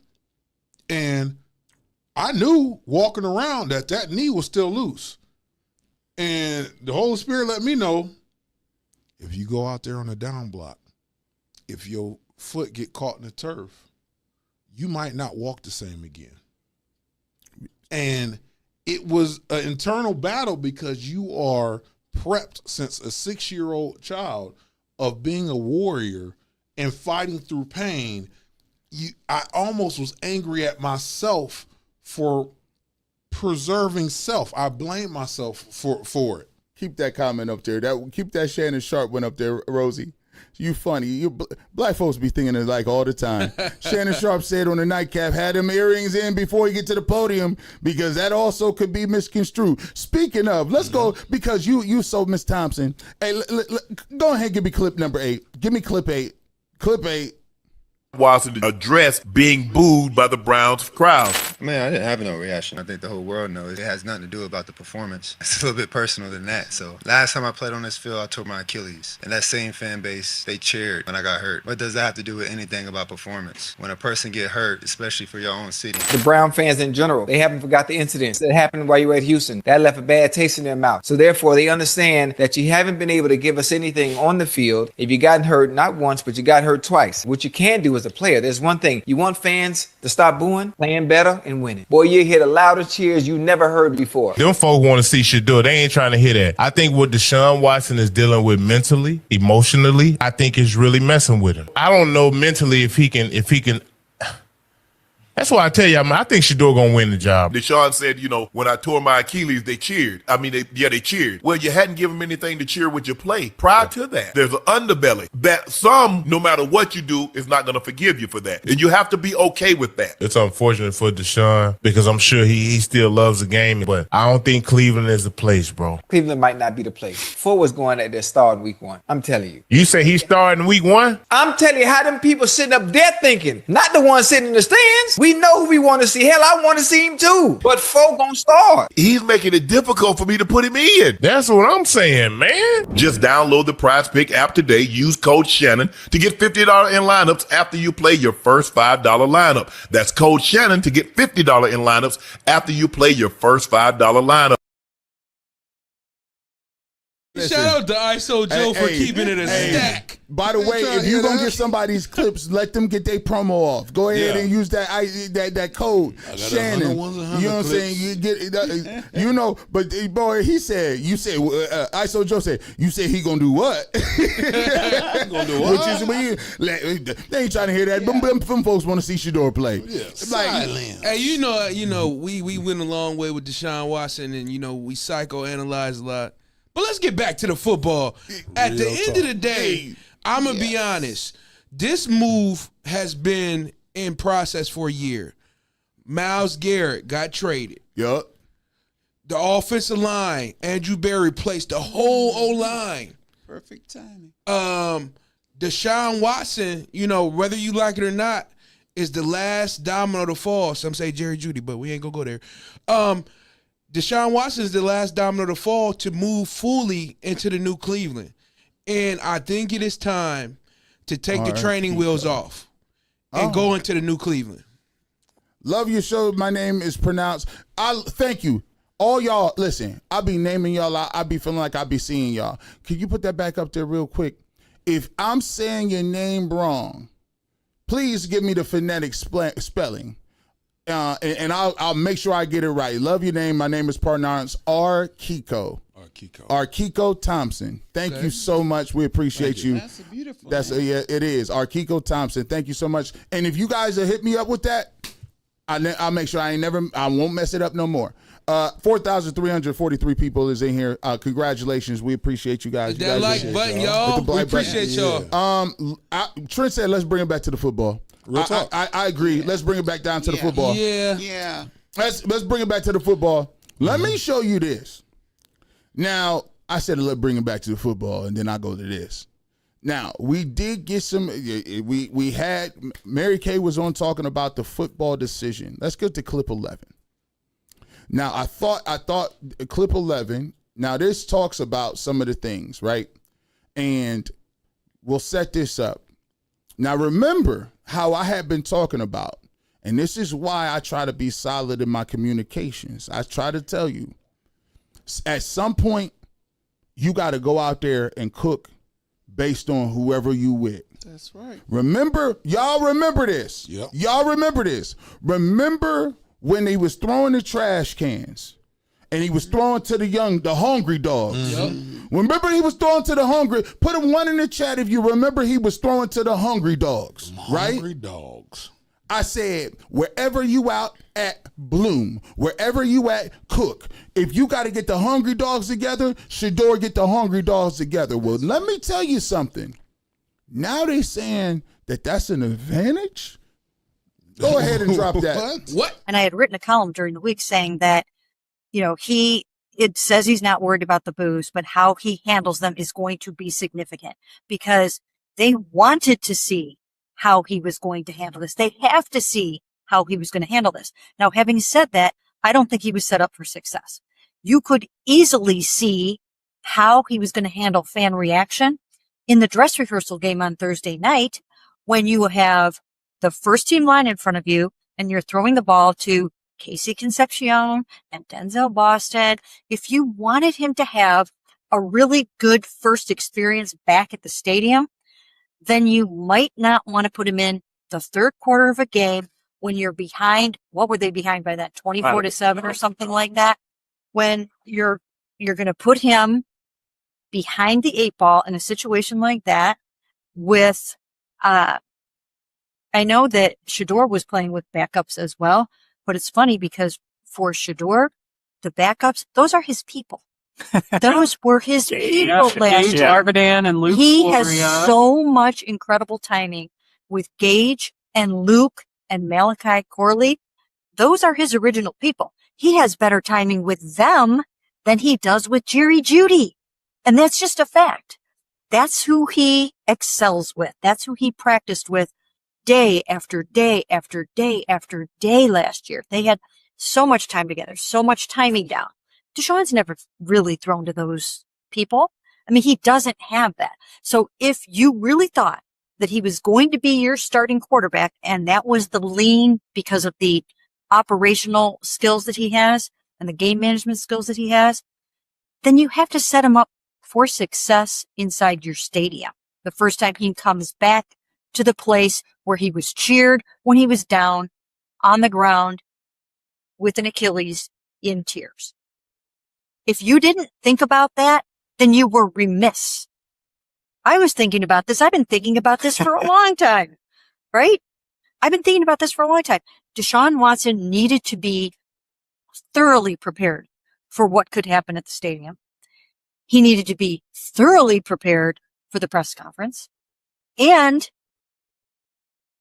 he should have been set up for more success than this. I told you guys this before. I would never have had him play in this game. What is to be gained from playing in the third quarter of a meaningless game and throwing the ball to guys that you've never thrown the ball to that aren't going to be on this football team against other guys from the Bills who aren't going to be on their football team? What did you have to gain? All you did was perhaps maybe just completely screw up your quarterback competition. So hold on. First and foremost, let's please set this up correctly. Because what I want to do is, I don't want to be misconstrued as somebody who's taking personal shots at individuals or any of that. What I'm going to do is we're going to talk about the logic behind this, right? Now, the first thing that I said before was there are a lot of people who say they want a competition. They say that they want a competition, but their actions say otherwise. At the end, she said, what is to be gained to playing again with guys who won't be on the practice team, who won't be on the team? Well, that's what football is. You go out there and you compete, and Deshaun Watson hadn't earned the job. He had to go out there and still earn the job and finish what he needed to do. Putting him out there was part of football and competition. So if you're asking and saying why I would have never played him because he was with the threes, I would have never played him because he was with the threes and these, but yet and still Shedeur, he has to play with the threes. Yeah. Shedeur has to earn it. Shedeur had to play with the Hungry Dogs because they wouldn't let him play with anybody else in the first or second or third unit. And he went out there, took those reps, and did what he needed to do to gain chemistry. Now he goes out there, and they didn't play Concepcion, they didn't play Boston, and they didn't play none of the offensive line. But now all of a sudden you're saying he was supposed to do that because he has chemistry? I think they're missing a point, Garrett. I think that from a coach's perspective, Todd Monken wants Deshaun Watson, Shedeur Sanders, or all the quarterbacks to get familiar with all the receivers in general. Like, when you're trying to build a team up and you're the top of the totem pole, you want everybody to play with everyone, whether it's the ones, the twos, or threes. That way there's not a great drop-off. But I don't know what she meant by playing with his people. Like, what you mean by that? What you mean by that? Here's the thing. Todd Monken just want to play apples to apples as much as possible. There it is. Now, here's the thing. Remember we talked about that apples to apples? Apples to apples. Now, here's the thing. He gave Deshaun the keys to the Charger week 1, right? Remember, and we told him, you better leave at least a couple tires on. You better give me Isaiah Bond or something. Charger, you know. And I know Todd Monken was sitting back there in that third quarter, that first one. He said, "Look, now I got this young boy. He can whip that thing in that Corolla. He gonna whip the Corolla. I'm telling you, he don't need the Charger. He gonna whip that Corolla." What was he doing? He was skirt in the Corolla. Floriea.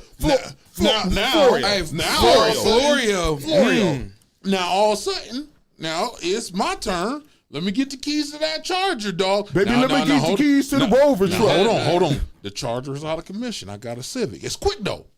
You can do something with the Civic. You do something with the Corolla. You can do something with the Civic. Now, here you go, Deshaun. Take this Corolla and let me see you can whip that thing like he was whipping it. That's what happened. It is what it is. Shedeur didn't even have the Charger. He didn't even have the He had the Accord. Man, with a little tuner on. How do you I don't understand. What do you like? Here's the thing. This is why we want to put people on display. If you weren't, first of all, let's talk about competition.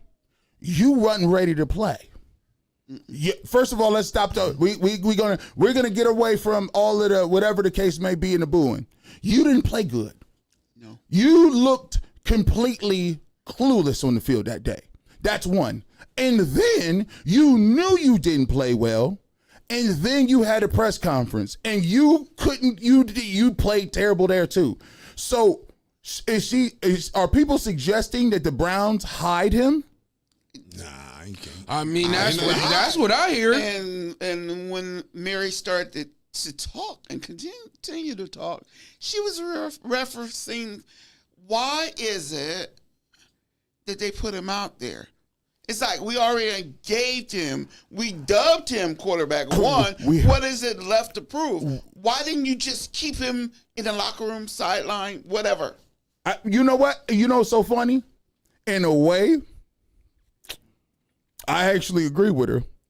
Because I said the same thing when I was sitting there in my live stream. Chat, If you watch my live stream, when he went jogging into the locker room with his jersey on, he was there at first with Jerry Jeudy because he didn't dress. When I seen Jerry Jeudy didn't dress, Denzel Boston wasn't dressed, Casey Concepcion, I said it's in, it's done, it's a wrap. But when he came and ran in that locker room and he came and got under center, I said, oh no, you done messed up. You done messed the plan up. The plan, if you planned on letting him get that off, this is not the time nor the place to come back in. Hey, what's fair? Ride it out. What's fair is fair.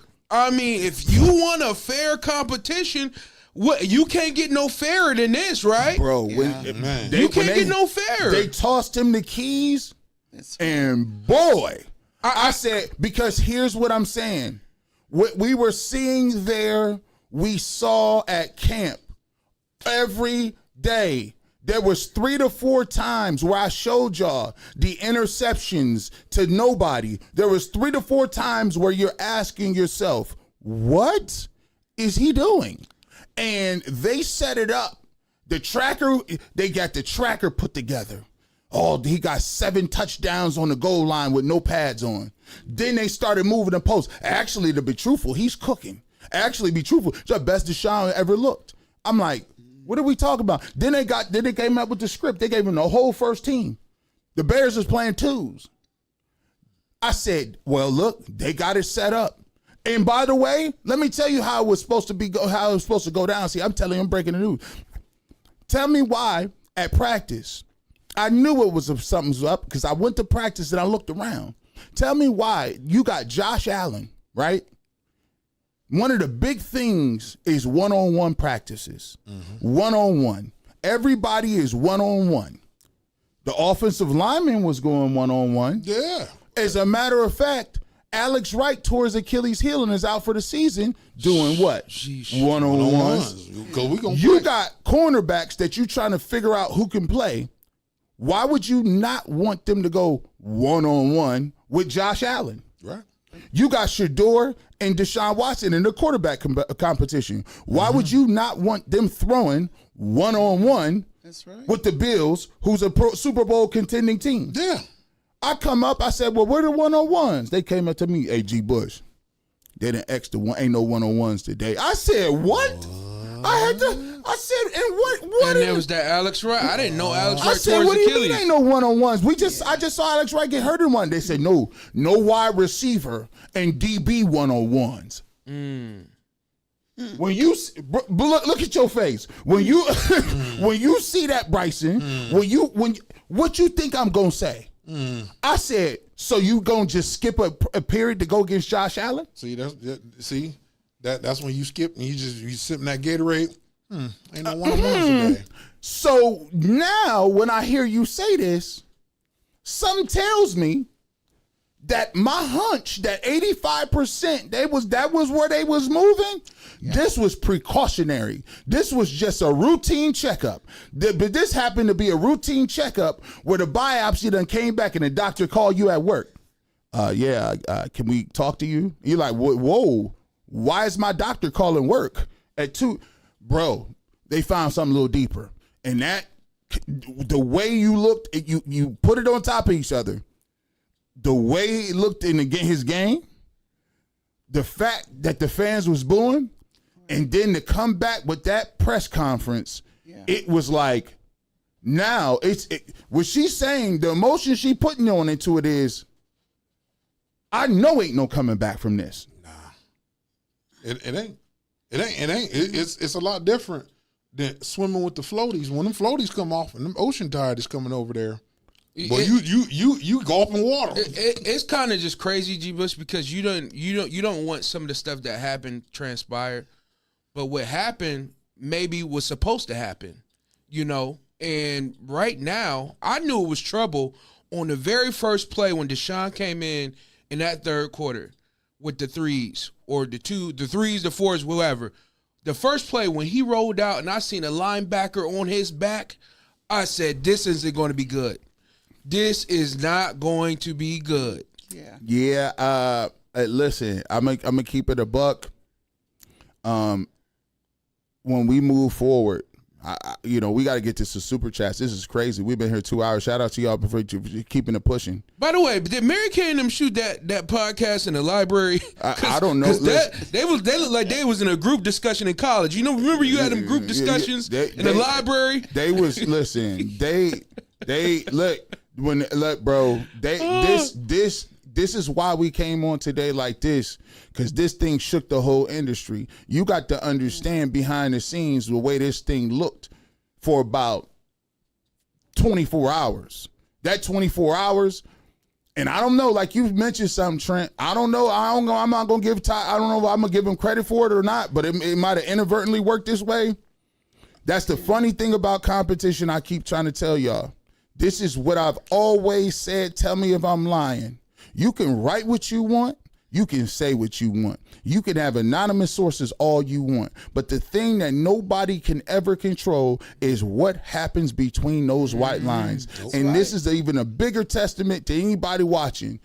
You can say what you want, but the reason why we go so tough is because the games matter. Yep. What you do matters. You can't write somebody in and out of history. This ain't wrestling. And by the way, you can say that the touchdowns didn't count in the tracker, but you can't wipe touchdowns that happen in front of 35, 45, 100 million people. We all seen it. We all seen it. And so now it's up to you to figure out in 24 hours, you got about 24 hours to Monday to figure out how you're going to spend this. I need to figure it out. And the Browns got 24 hours to figure out how because I'm going to tell you, this is bandwagon material.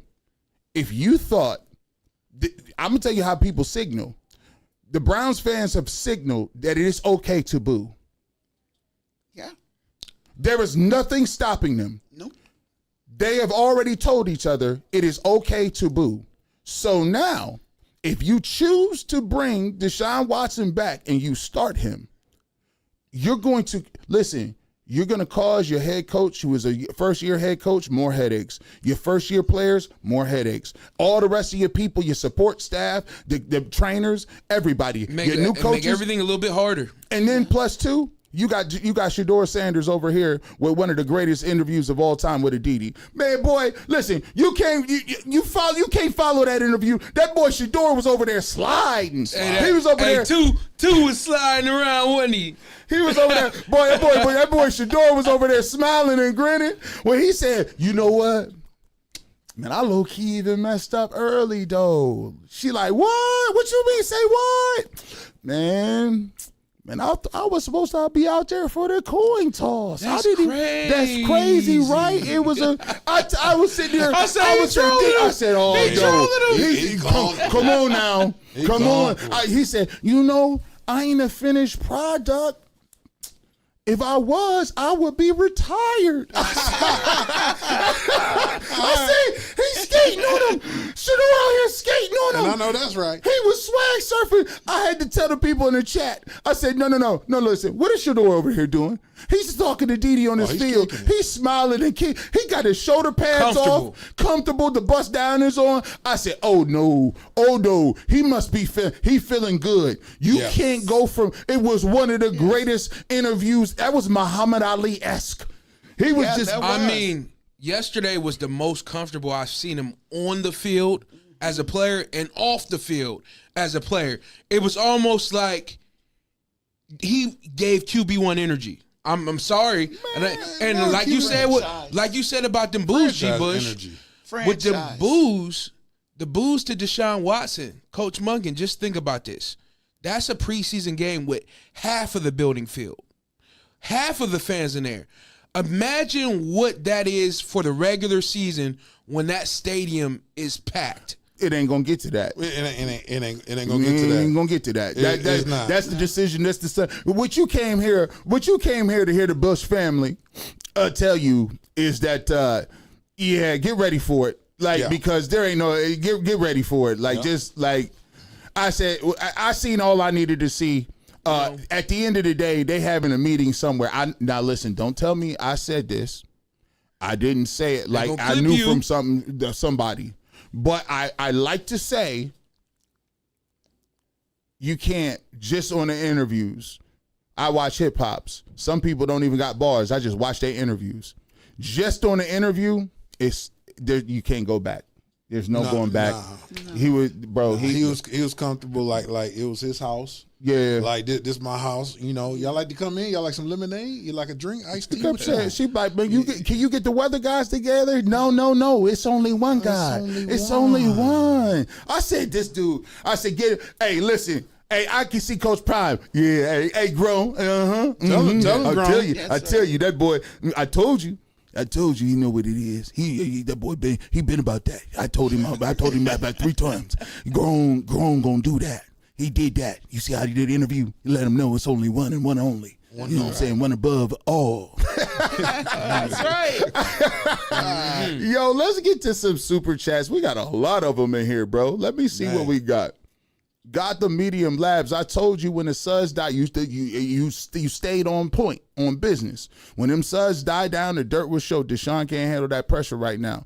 What about all the pressure and disrespect Shedeur had to handle? It's over. Too. Look, that's the point. That's the point. That was the final test. That was the final test. The final test was how can you handle everything? And I think them third quarters was really the most weighted points on the test. You know what I'm saying? Shedeur just took the most weighted points on the test, that section first. Deshaun got to that section on the second game. You know, and it was all about, can you play through dysfunction? I think with Deshaun, it showed he's still in the past. He's still injured. Not only he might have gotten over some of the injuries like Achilles, but mentally, emotionally, he's not back. He's not even in the present. He's still in the past. So Shedeur, that's the future. And you can't be living it if you a leader. Listen, man, let me tell you about, I ain't gonna say that, Harriet Tubman. She used to, listen, she was going back and forth freeing slaves. That's right. And she tells somebody, listen, I refuse to let one of y'all turn back and jeopardize the rest of the people that's moving forward. That's right. And there's a big thing. The Bible always talks about it, and it's been paralleled throughout the Bible about just go watch those who have looked back. Those who have looked back to things and stay in the past, that means they can't never come into the blessings and what they supposed to be doing in the future. Man, somebody got turned to a pillar of salt. Man, that was real. That's real talk. Hey, man, you got turned to a pillar of salt. That's why you got to keep people. You got to keep your loved ones focused. He's telling you, bro. If you close to somebody, you got to keep your loved one focused and keep them focused on the future and not keep letting them go back. So, in general, I think that's where we at. I personified as like, when you have a kid and he has training wheels on a bike, you like, I want to let him learn how to ride this bike, but first I got to do the training wheels. And then you get to that day where you take those training wheels off. Now, the first day he may fall without them training wheels. Second day he may fall. But little by little, step by step, he's learning to ride that bike, and you like, to that day, you push him, you ain't holding on to him, and you like, yeah, he got it. This is the day Andrews Berry have been waiting for. He set this up 2 years ago with the draft with Carson Schlesinger, a lot of those guys. Before that time, Andrew Berry was getting it hard. He was taking it hard because he had a lot of difficult drafts. A lot of things weren't hitting. But he hit on that draft 2 years ago with the young guys. He comes back this year, hits on the draft again. And now, when he traded Myles Garrett, we like, where is this going? I think this is the time now where it's time to let go of that bike. And now, I know a lot of guys are like, man, I don't know how this is going to go. Do we pass the keys over? It's time. How should I take that story, Bryson? Because I don't think Trent took his training wheels off when he was riding his bike. This ain't about me. This ain't about me. Hey, man, it ain't about me. Man, it's time to get young. That's it. Let's go. So, it's moving forward, man. It's time for the young guys. It's New Cleveland, and it's time for a new now. New world order. Let's get to this next super chat. Let's get to it. Where we at?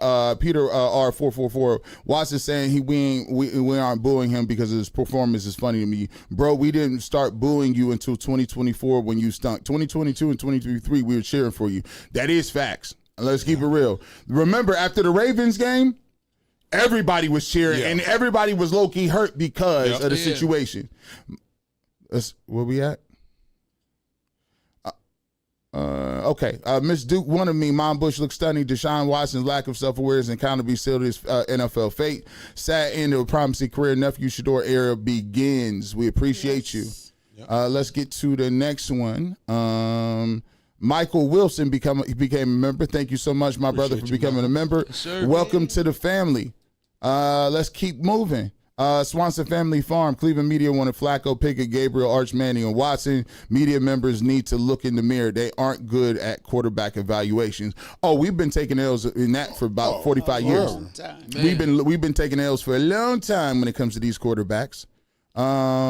Miss Duke wanted me. Shedeur made the second string O-line look dangerous. Facts. That's one of the things that is part of it. When you evaluating, Shedeur was with the twos. Watson was with the twos. Yep. What did it look like? I would argue that it looked night and day. Night and day. Sarita Allen, I think quarterback one position belonged to Shedeur, but they didn't have enough tape to give it to him. That's why Watson was in the mix. Now they've seen enough. Call out what you already knew. He is him. Sarita Allen, thank you so much. I do think listen, it sounded like people was trying to hide him. They was trying to hide Watson in the mix, but it was like, yeah, we're going to have to get some reps around that. Let's keep it pushing. David Walker, we saw two show his work. Show your work. He's quarterback number one, #, perfect timing. Yes, sir. I fully expect the Cleveland Browns to name Shedeur Sanders quarterback one, and if they don't, they got to come. They got to have to take what it come with it because people's not going to be happy. Sandy Lynn Patterson, G. Bush, Rosie, and family. Who's the teenager in that beautiful dress? I think that's my mother. Yes. Yeah, you know what I'm saying? Hey, Dad, man, you got to watch out, man. Mine got a lot of fans, bro. You can get you up out of here, bro. Oh, no. I got him broke in now. Are you right? That's pause worthy, bro. That's crazy. Let's not get that. Neil Gray, we had a fair quarterback competition as possible by Monkey developing Shedeur, the young players, and also rehabilitating Watson's career. Now Shedeur's quarterback one and Watson's quarterback two. He just said it succinctly. Yeah, now it's done. Yeah. Neil Gray, we appreciate your super chat, my guy. Harlem 66, man. They traded Flacco, Pickett, and Gabriel got hurt. Watson crashed out on his postgame interview. It's in God's plan. Shedeur said he's God sent. So hey, listen, I tell you what, everything usually works out in the way it's supposed to. Yeah. You just got to line up and work and line up with what he's trying to tell you, right? That's right. Bianca, y'all notice how quickly Bond cleared concussion protocol. Dylan Gabriel never cleared a few days after. Let us know that Dylan was benched due to bad play. Well, shout out to Dylan. Hey, listen, we can't be. Listen, Dylan might be our backup quarterback. We gotta wrap our arms around Dylan. We gotta show love. Hey, Andrew Berry was like, "How many fingers I got up, Dylan?" 4. No, you said 2. You said 2. Hey, man, sit him down. Yeah. You're right. I did. That was 2. I like karate that. Chop would have been a little harder. Hey, Neil Gray, quarterback competition shows who's confident, tough, and ready. I agree. Improving your life. Deshaun Watson needs to call Mike Vick about those boos. Hey. Man. When Vic came out the penitentiary, he had one of the strongest coalitions in the world. Like, bro, he was dogfighting. Yeah. People view their pets as their children, man, as family members. Talk about, listen, Peter come after you, you in trouble. Yeah. Owl on the prowl. When you're a public figure, you open yourself up to scrutiny. 230 million upper lip and carry on a franchise quarterback can't interview or play like that. I like the fact that 100%. It's the fact that it's 100%.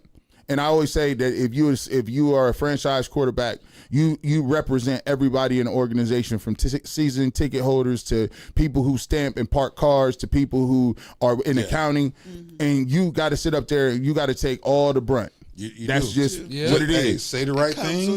Comes with it. Much given, much required. Keyshawn Clark. Watson never repented. He can't say bro regrets. Here's the thing, I don't know about his repentance. I can't say that. Everybody's personal repentance is only between them and God. Them and the so Lord. I can't say that. I can say in my opinion, he's still dealing with some of the residuals of what happened. I'll leave it at that. Angie Fury, mama going nuclear. She spoke your truth to power. Hey man, I'd say I feel like a lot of conversations people have, they tell you got to be either cut dry, black or white.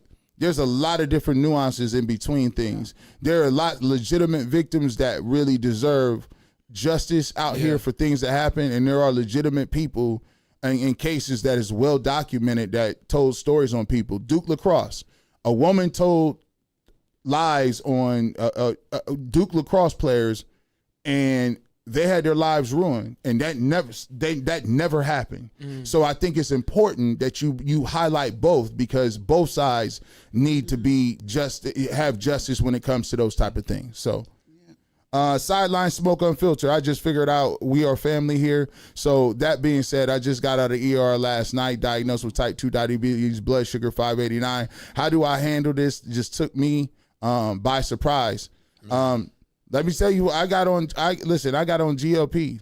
You know what I'm saying? I had, my blood sugar was high. I went to the hospital about a year ago. They said, if you continue on your path, you got a 10 to 12% chance of dying of a heart attack in the next 5 years.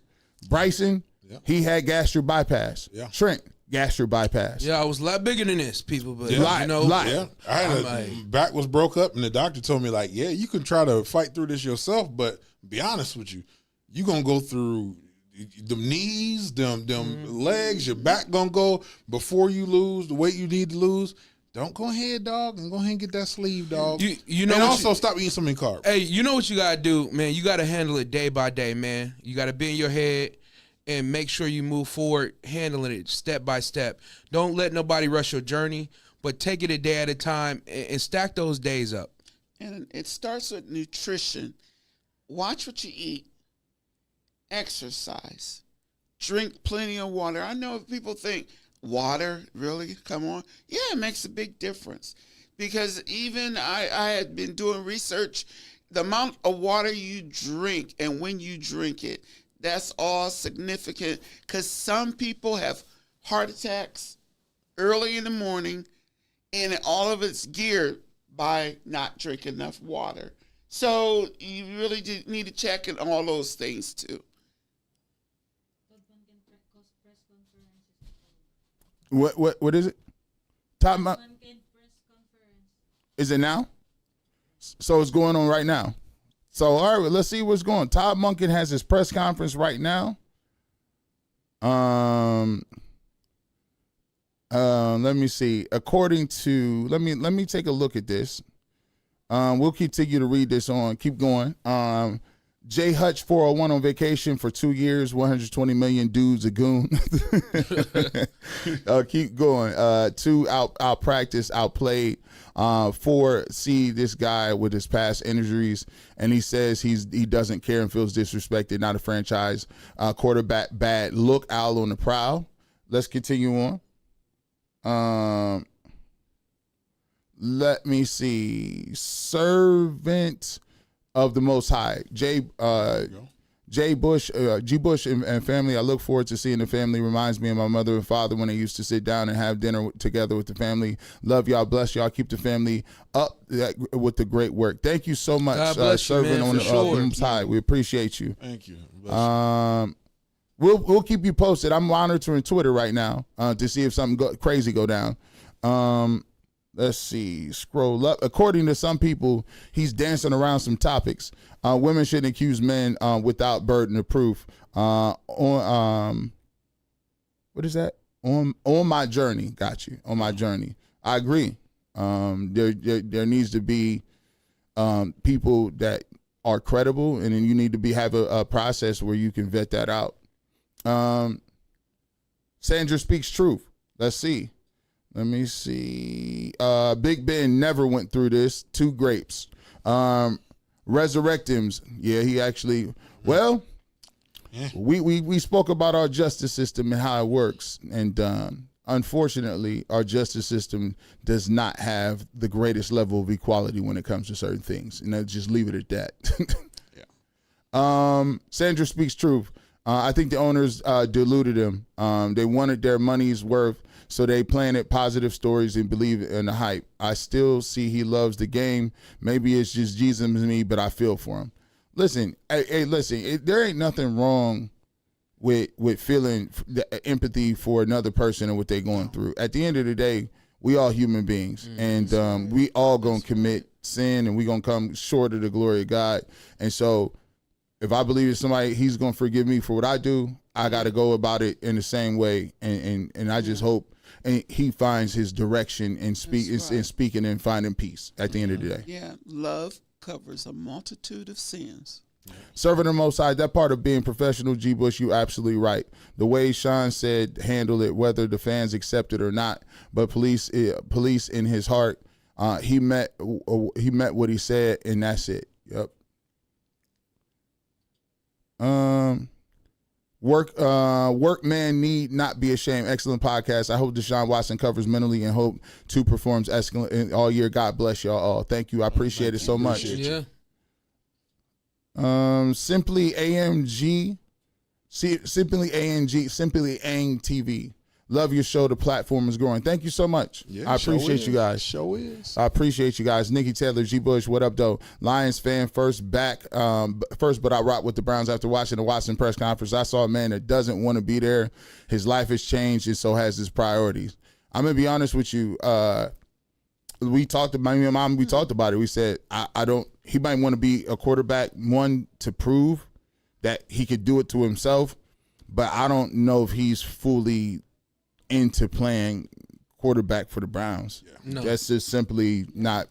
It might not be part of the cards, right? Shantae 980 booing affect the whole team. Booing will affect the whole team vibes. It's a bad fan base. I will say this. I don't call all the people bad. There are some people that's gonna boo. That's just gonna boo. Like, you know what I'm saying? Yeah. But there are people that have, dedicated their time, energy, effort, family bonding time around the Browns organization, and so I can't call everybody a bad fan. I think it's like similar to like Philly's fan base. You know what I'm saying? Like they're gonna let you know. Like, hey, dog, we about that ball. We're gonna let you know. Just think, like Bryson said, the Phillies fan base. It's still people saying that they don't want Jalen Hurts as a quarterback, but all he did is just win a Super Bowl. All right, I see you guys a Super Bowl. So, give me 2 yet, though. Let me see. I'll let y'all listen to this really quickly. This is what the Cleveland media wanted for Shedeur Sanders to break him, and that's why they got him. Oops. And no, y'all good.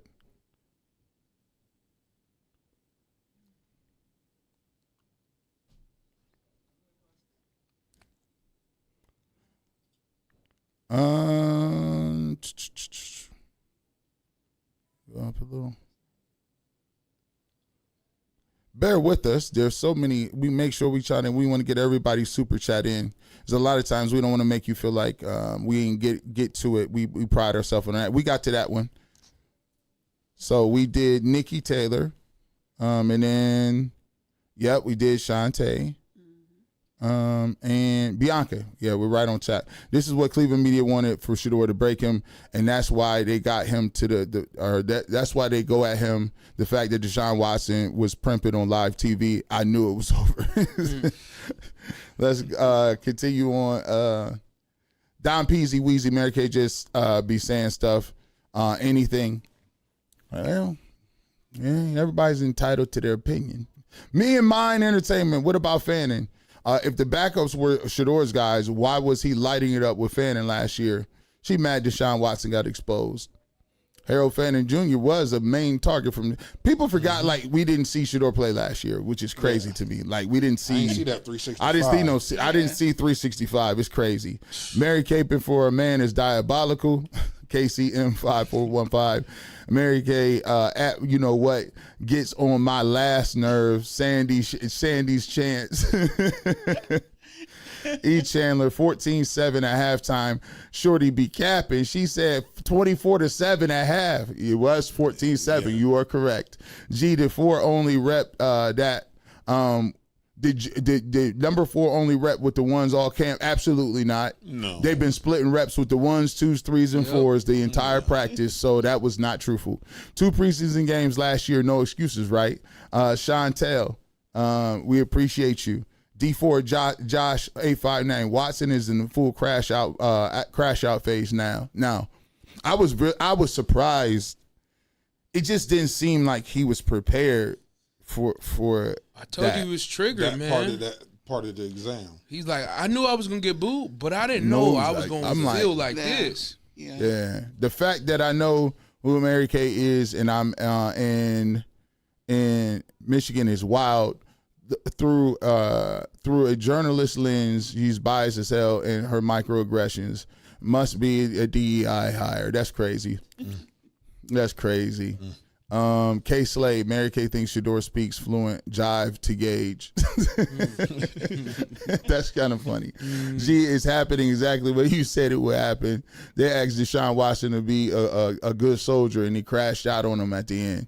Mike Stephanie, I said before, bro, we hadn't heard a Deshaun Watson interview for 2 years. Not a report, not a update on the Achilles, nothing. Yeah. I said, for somebody that's really comfortable, that's not a thing. Big Snacks, my Bush beautiful as always. G, show your brother that pic I sent. Just left my supplier. Monkey has no choice but to name 2 quarterback 1.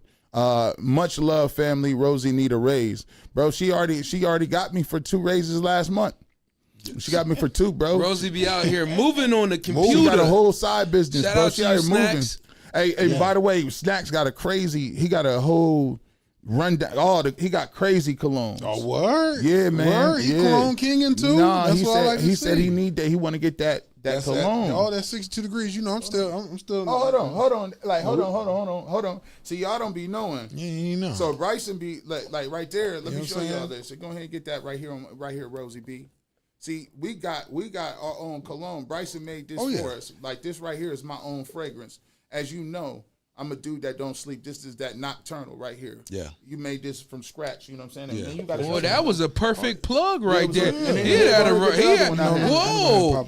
Look at this marketing. That's his joint. If you want something fresh, you know that's Pacifico. You know what I'm saying? Hey, that Pacifico, I'm gonna tell you right now. Hey, this right here, Bryson, you created the label. You created all these. You mix these by hand. You let them cure. Yeah. So Bryson really be doing that. I really be out here. You really out here. You know what I'm saying? Stay tuned for the official debut. Hey, listen, man, they looking like these dudes is unacceptable. No, Bryson, Trent wears Bryson's all the time. All the time. All the time. We would be on the trail. I'll be on that trail, walking on that trail. Then, the women would stop and then say, "Hey, what is that? What's that guy?" I'd be like, you like that? You like that? you what I smell like? This is my Rosie, brother's. Rosie, my brother's you cologne. cut his camera. Could have cut his mic brother's off. cologne. No, I'm playing. Don Peasy. Don't get me started. After the game on the field, I thought the competition might go to 2 after the 3rd preseason game. After the interview he gave, I said the competition's over. Shedeur's quarterback 1. You notice they ain't said who the quarterback is. Todd Monken is sitting here he doing a lot of tap dance. He said Todd Monken believes Deshaun Watson has the mental toughness he seeks in a quarterback. He said Todd Monken also, according to Daryl Ryder, said he will make a quarterback decision tomorrow. Deshaun's postgame comments will not weigh in on the decision. Todd Monken, according to Cameron Justice, says head coach Todd Monken said he does not anticipate playing starters in the final preseason game on Thursday. That includes whoever he names his quarterback 1. He also said, let me give you one more.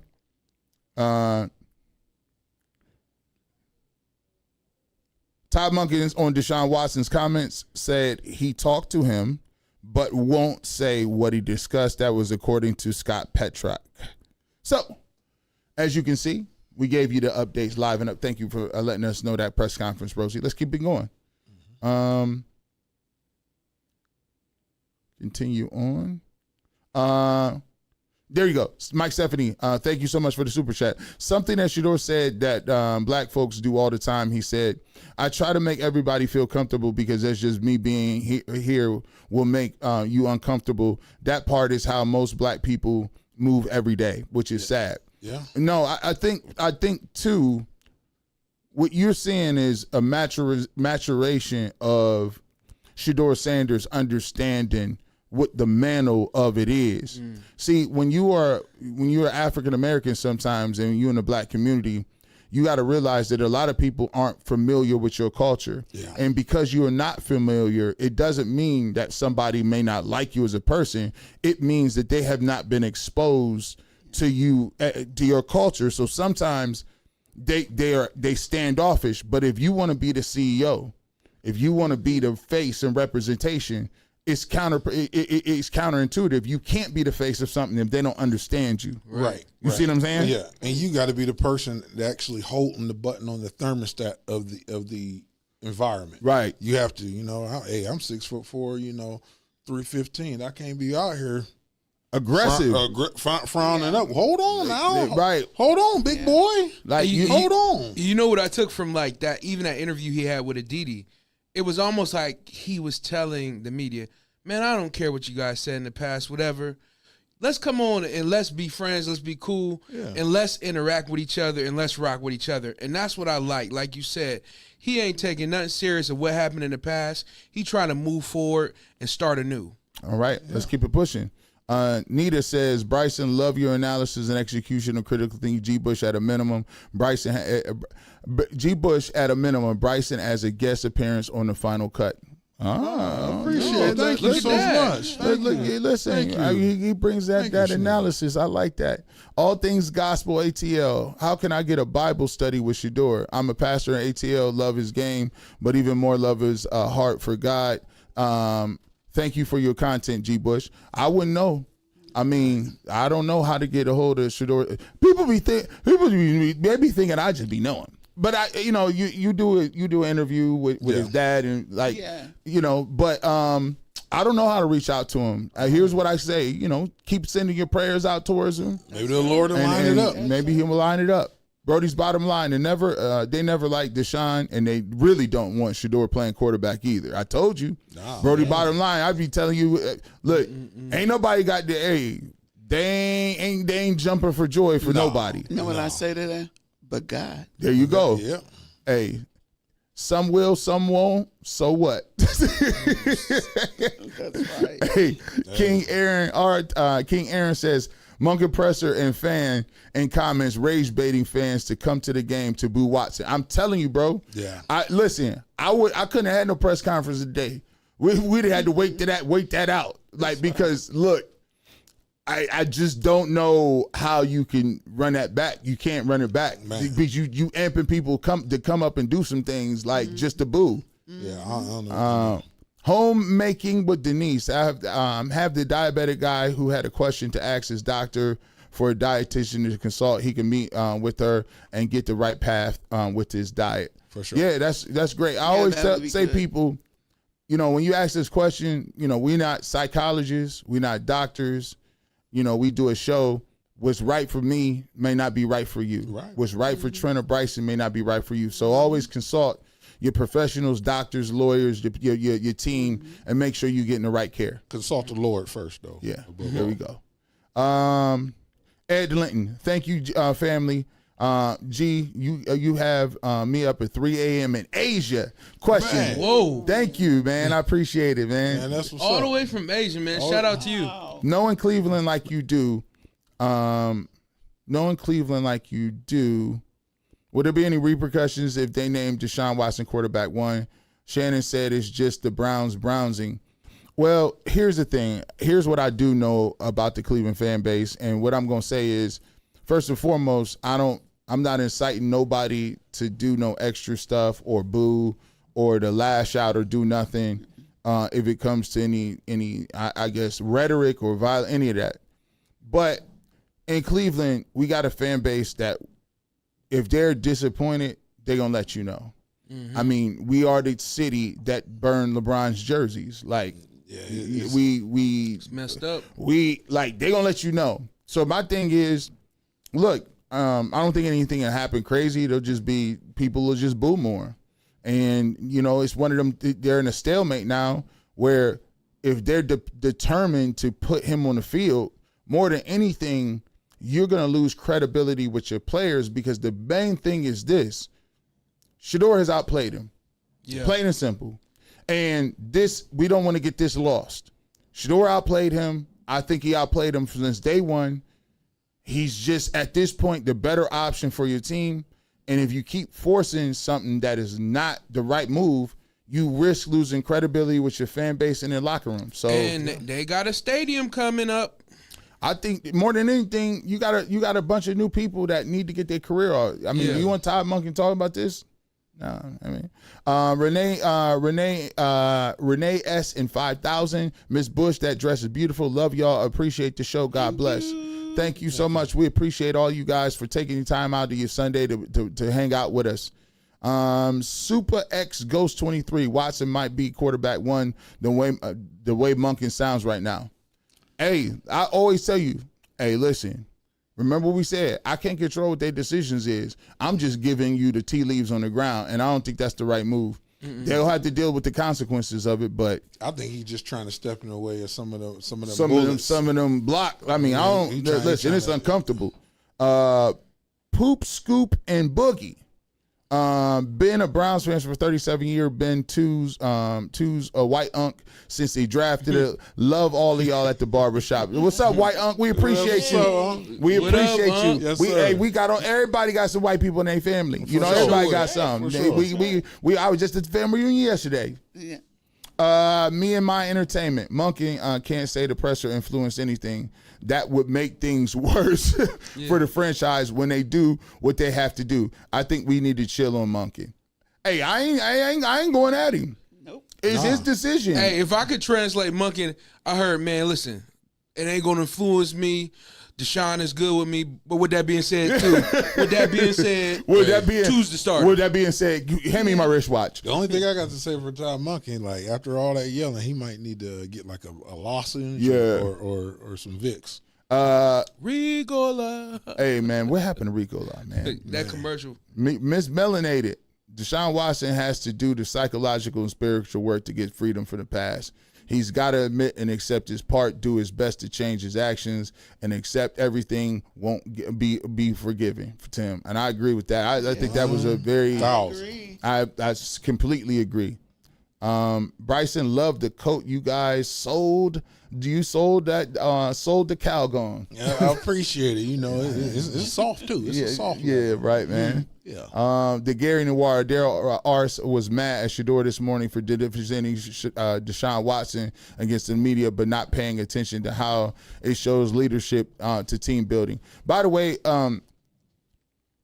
Shedeur as respectfully as possible said he appreciated the fans.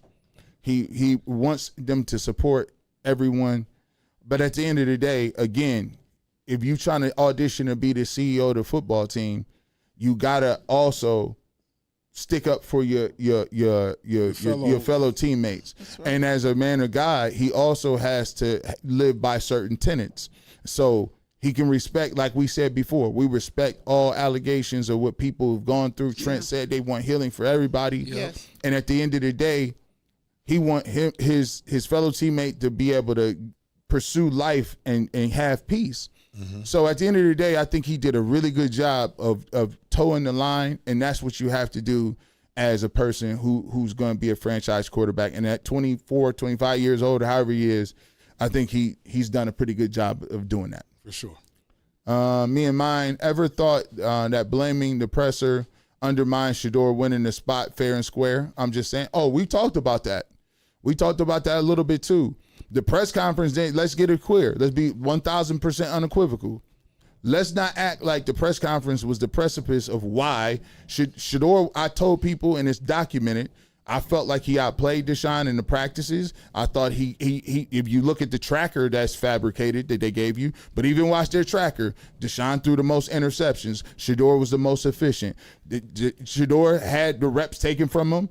He handled it. He hasn't played with the first team yet. Mm-hmm. He's outperformed you and has never played with the first team. It has nothing to do. This is just a sidebar. Your press conference had nothing to do with it. Shedeur won the job, in my opinion. He earned that. He earned that. Andrew Berry even said that he was going to take everything into consideration: the training camp practices, the games, and he earned the position. Hey, let's get it. The workman, not be ashamed. If 2 is the starter, Dylan Gabriel may start next week. Facts. Yep. He should. And by the way, we don't need to get on Dylan Gabriel. We trying to see him be a decent backup. Let's go on. They drafted him too. Yeah. Bodyguard. With the first pick in the 2027 NFL draft, the Cleveland Browns select Jeremiah Smith, wide receiver, Ohio State. Man. Please tell me that's possible. Don't wake me, I'm dreaming. Well, here's the thing. I ain't trying to lose that many games. Don't wake me. I ain't trying to lose that many games to get the number 1 pick. Well, given the fact that Alex Wright is out for the year with his Achilles tear, we might not be. Let me just tell you, we have to mention that 2 things before we get out of here. We'd be amiss to forget to congratulate Nick Chubb on a beautiful career. Man, yes. He retired as a retired. And speaking of, when we talk about character stuff, Nick Chubb is one of the best people I've ever met. Nick Chubb reached out to me as a young YouTuber and asked me to do a commercial for his cereal. Yes. Nick Chubb, a man that don't talk, stand up guy, stand up. And, do his business. He was one of the people that when he got hurt that day in Pittsburgh, I felt like I was sick. I was like, bro, that's how much, like, I got a special place for certain people, and it don't really get that way with me. So for Nick Chubb to retire and the knee injury and the way it went down, shout out to Nick Chubb. Favorite Nick Chubb moment. Oh my goodness, man! When he took that what was it, 97-yard? Was that against the Ravens? Oh my word! Yeah, he took off. For some guy that's known for power and known for really punishing, he took off. You wasn't catching him. You wasn't gonna catch him. Favorite Nick Chubb moment, Mom? I just enjoy seeing him every game. That's a motherly thing. She said, I just enjoy seeing his face. And you know, when he was just a good boy. When we would be playing the game, and my go-to was put Nick in. Yeah. Put Nick in. You're not running him enough. It was almost like he get 20 yards. 30, 47. You better put Nick in. Put Nick in. Wait, Mom, they it's 4th and 16. It don't matter. It don't matter. We still got a chance. I know he can do it. Look, the fat lady ain't sung yet. Just put Nick in. We on defense, Mom. Put him in. Put him in. He can tackle people too. Mom be crazy. You know what my favorite moment was? Right. I'm gonna be honest. It was before he even stepped on the field as a Brown. It was when he got drafted and Jim Brown was on that stage and he said, "Nick Chubb, Georgia." I said, from one great running back to another. When he got drafted, that was epic, and he had an amazing career. And then I'll give Rosie's. She didn't watch. She watched basketball in the Philippines. Her favorite player became Nick Chubb. Every time she scored, she'd be like, "My Nick Chubb." Put Nick in. This my Nick Chubb.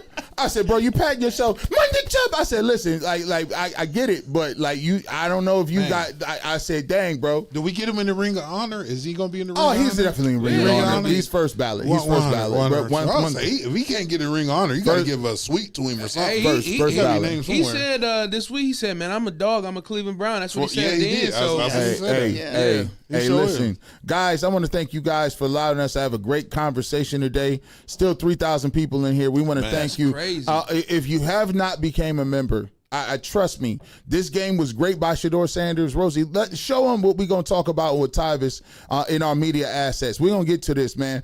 Coming up, we got our film review, myself and Tyvis.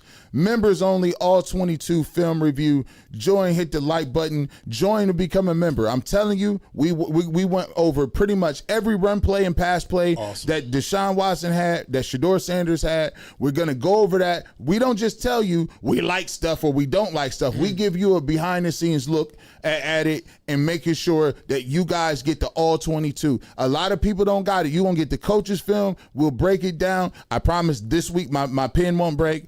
We'll have our telestrator ready to go. And if you want to do that, hit this QR code right here to become a member. You can hit the QR code on the left asset right there. It's right next to it. Yep. Hit that QR code right there. You become a member. All my members, if you became a member the last 2 days, make sure, hit us up at fifthdimensionmedia1@gmail.com so we can get your shirt size, your address, to send you your free shirt, and then you get access to the all 22 film review. They're all archived. You'll be able to take a look at them at your leisure if you can't watch it live. So make sure you hit that QR code to be a member and go ahead and join. Shouts out to you and Tyvis, you know what I'm saying, teaching the people something new. Bringing that thing down. Hey, you got to soak in that knowledge so you ain't pushing narrative. Knowledge over narrative, man. You know what? With that being said, we appreciate you pulling up. You never know, we might show up radio, television, internet. But if you want a fresh take, a final cut, or sports, music, and culture, you already know what we got coming, man. Have a great rest of your Sunday. Oh, we got one more member, Gregory Hawk. Thank you so much. Appreciate you. Hey, man, that was Saved by the Bell. Saved by the Bell. That's hey, he came in like a late altar call. Have a great day, and as always, go Browns. Top fever. Love you guys.